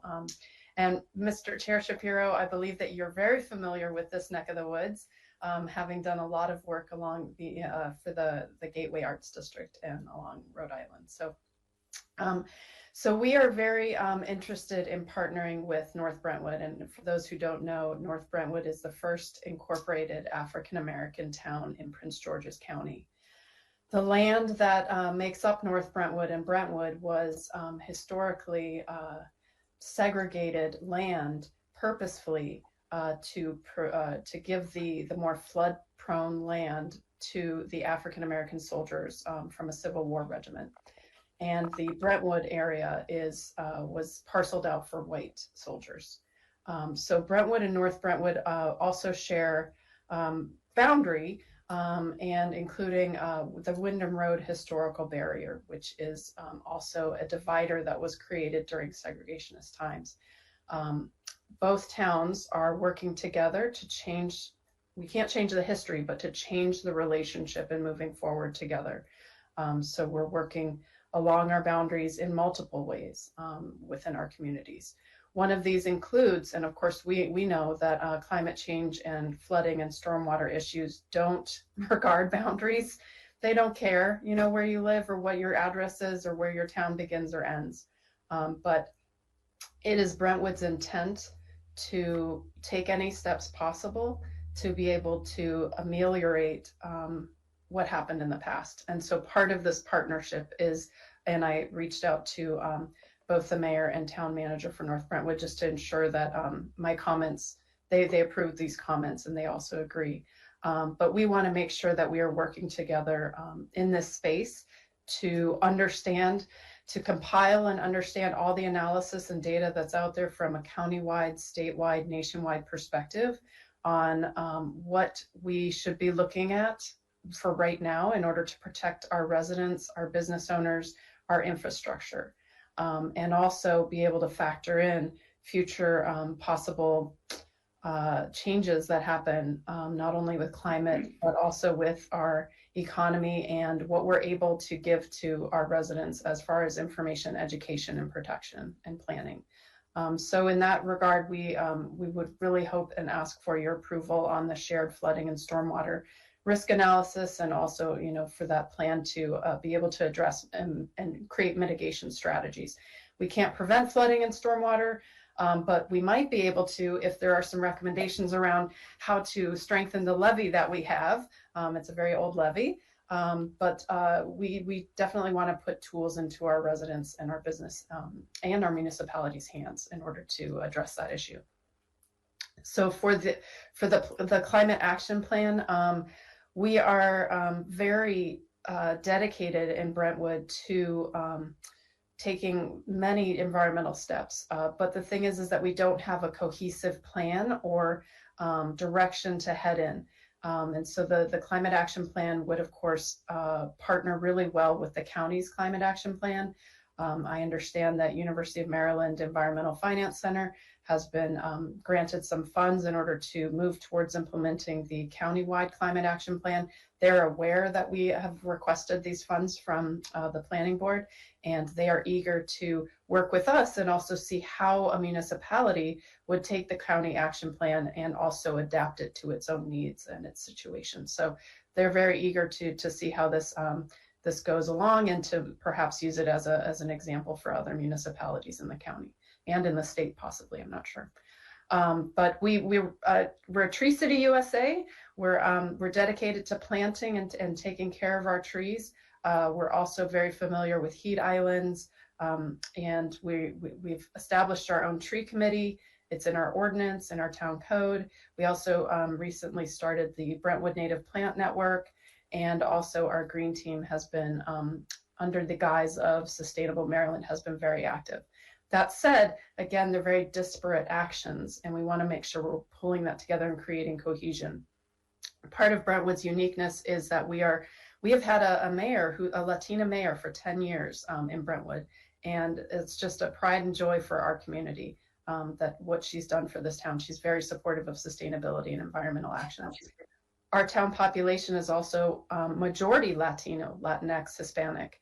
And so we want to make sure that this historically disadvantaged area is seeing the resources that they deserve in order to address environmental injustices and to be able to prepare for the future. So part of Dan and my work in preparing this, again, grateful to him for the guidance, but also was to make sure that we included ways to reach out in different languages, across different groups of people, to bring all kinds of folks together in the community. And of course, because we're an urban town, we're very close to other towns. And so this would also hopefully rub off on Mount Rainier, Hyattsville, Colmar Manor. You guys are doing some sector work planning over in our Port Towns Friends areas. So we'd also be excited to include them as stakeholders. So thank you very much. I hope I've made my case, and I hope that you all will support Dan's recommendation. Dan, did I need to say anything else, or is that good? Thank you, Councilmember Rauch.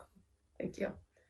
Thank you. Well said. And I really appreciate all that you said, especially about the potential for this to be a model for other municipalities. Appreciate your leadership. And yes, I'm a 15-year former resident of the town of Brentwood and a former council member. And so, yes, a piece of my heart is always in the town of Brentwood. And the partnership between Brentwood and North Brentwood is wonderful to see that it continues and strengthens. So thank you for that. Commissioners, any questions for the council member? Okay. Yeah, one question real quick. I don't know if you would know about this, but so I'll point out, I like your green garden playground kind of area that's just on like the very edge of Brentwood. I think that's fantastic and really nice to see the native species in there. So I was not too long ago hanging out at the North Brentwood Park, which is just south of the levee right there off the Northwest Branch and Anacostia River. It's pretty cool because it has like horseshoes and different things that you don't find at other parks. But as I was turning around, I was looking, that's all in the flood zone, which we have in this in the backup here. And it just sort of occurred to me that there's no way to get up over the kind of like the sort of stream that runs right there up onto the levee if there were like fast rains coming through or anything. So the accessibility to getting to the path is limited. You have to go back down to Route 1 to Rhode Island Avenue, or you have to actually go almost all the way over back towards like 38th to kind of get up onto this pretty easily. So that just sort of struck me as we're thinking about divided communities and segregation, it happens also physically in those places. And I don't know to the extent structurally that we can put a whole lot of bridges in that area because of the potential flooding, but I would hope that part of this effort with Brentwood and North Brentwood, and then also our commission, looks at, could we build another bridge in that area and connect these communities to the healthy trails around there? Because it's completely absent.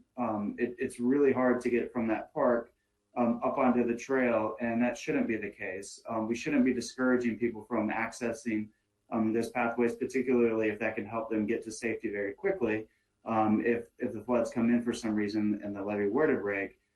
So I'm just going to add that as one of the things I would like to see in that area, because it's a small thing that I think would enhance the community and the accessibility to that community. Thank you for that. Other questions, comments? If not, I'll turn it back to you, Mr. Sands, for a second presentation, I believe. Thank you, Mr. Chair, and thank you, Councilmember Rauch. Next slide, please.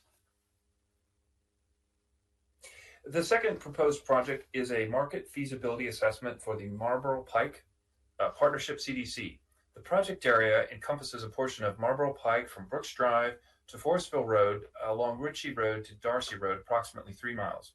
Over the years, areas of disinvestment along the pike have led to deteriorated and what many residents perceive to be unsafe conditions.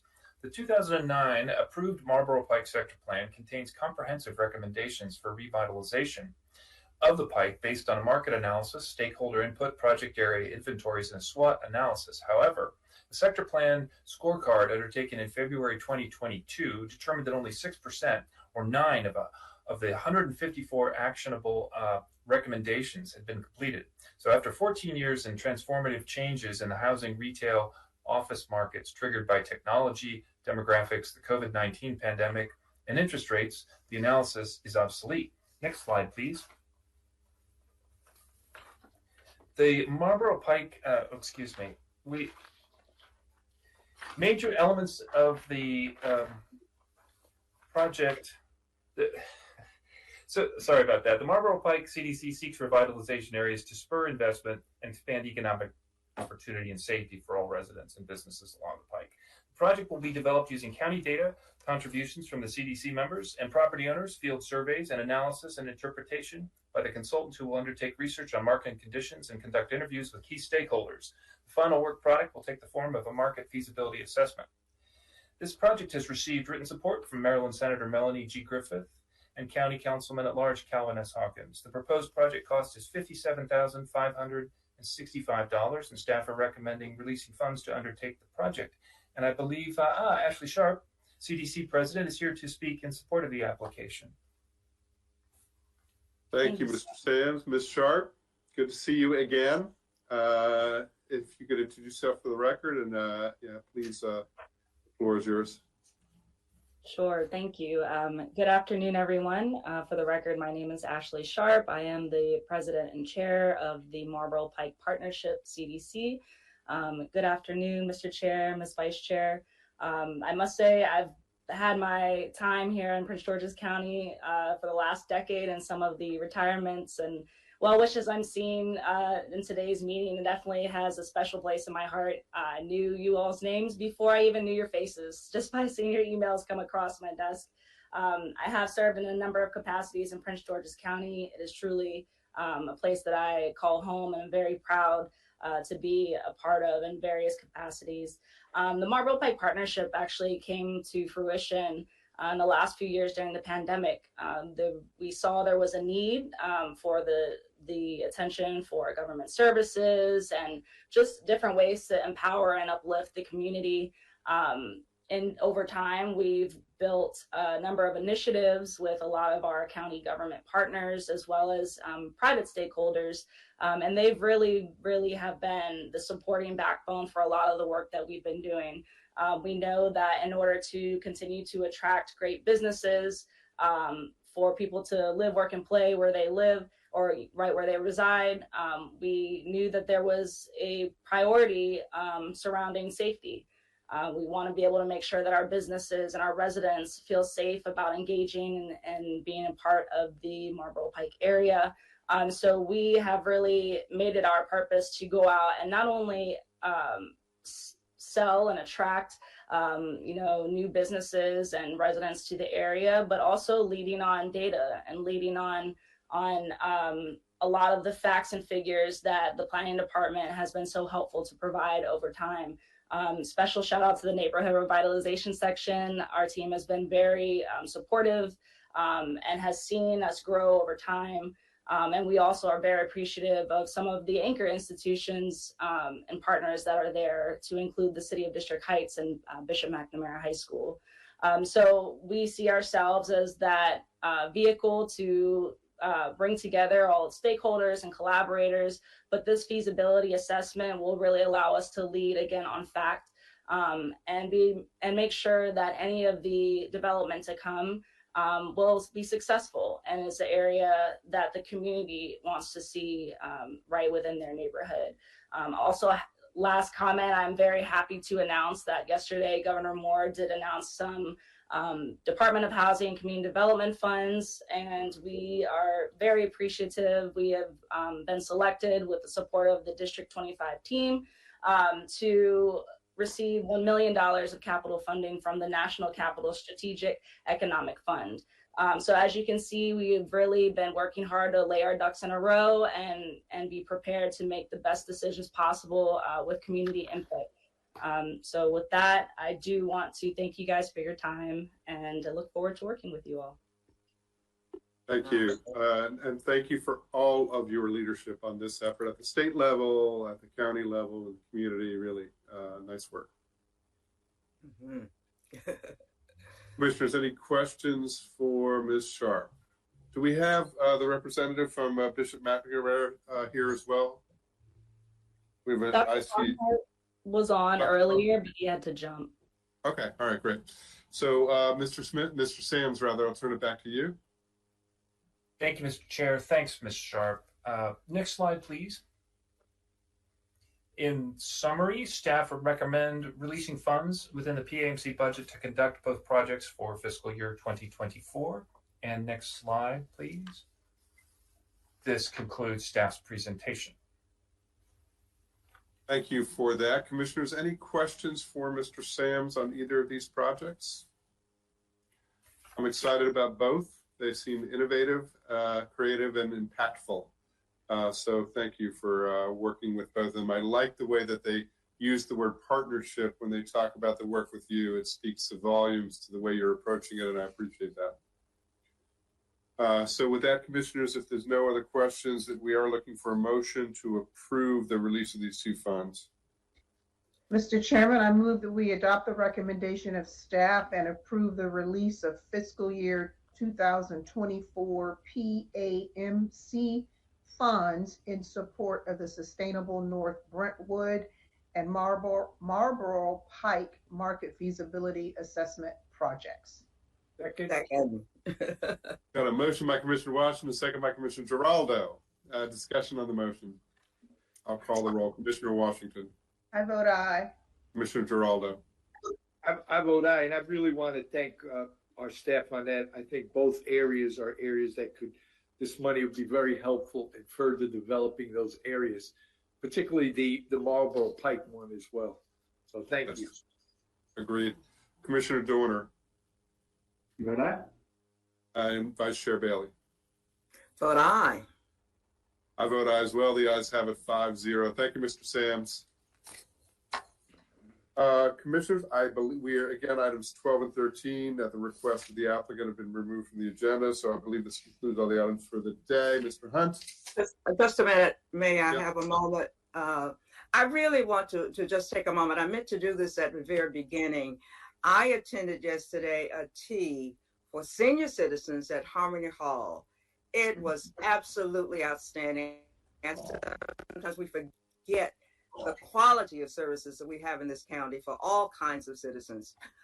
Folk came in with their hats. It was a 2:00 tea. I got there at 1:30. The room was already packed with individuals with hats on. We had jazz musician Esther Williams to perform.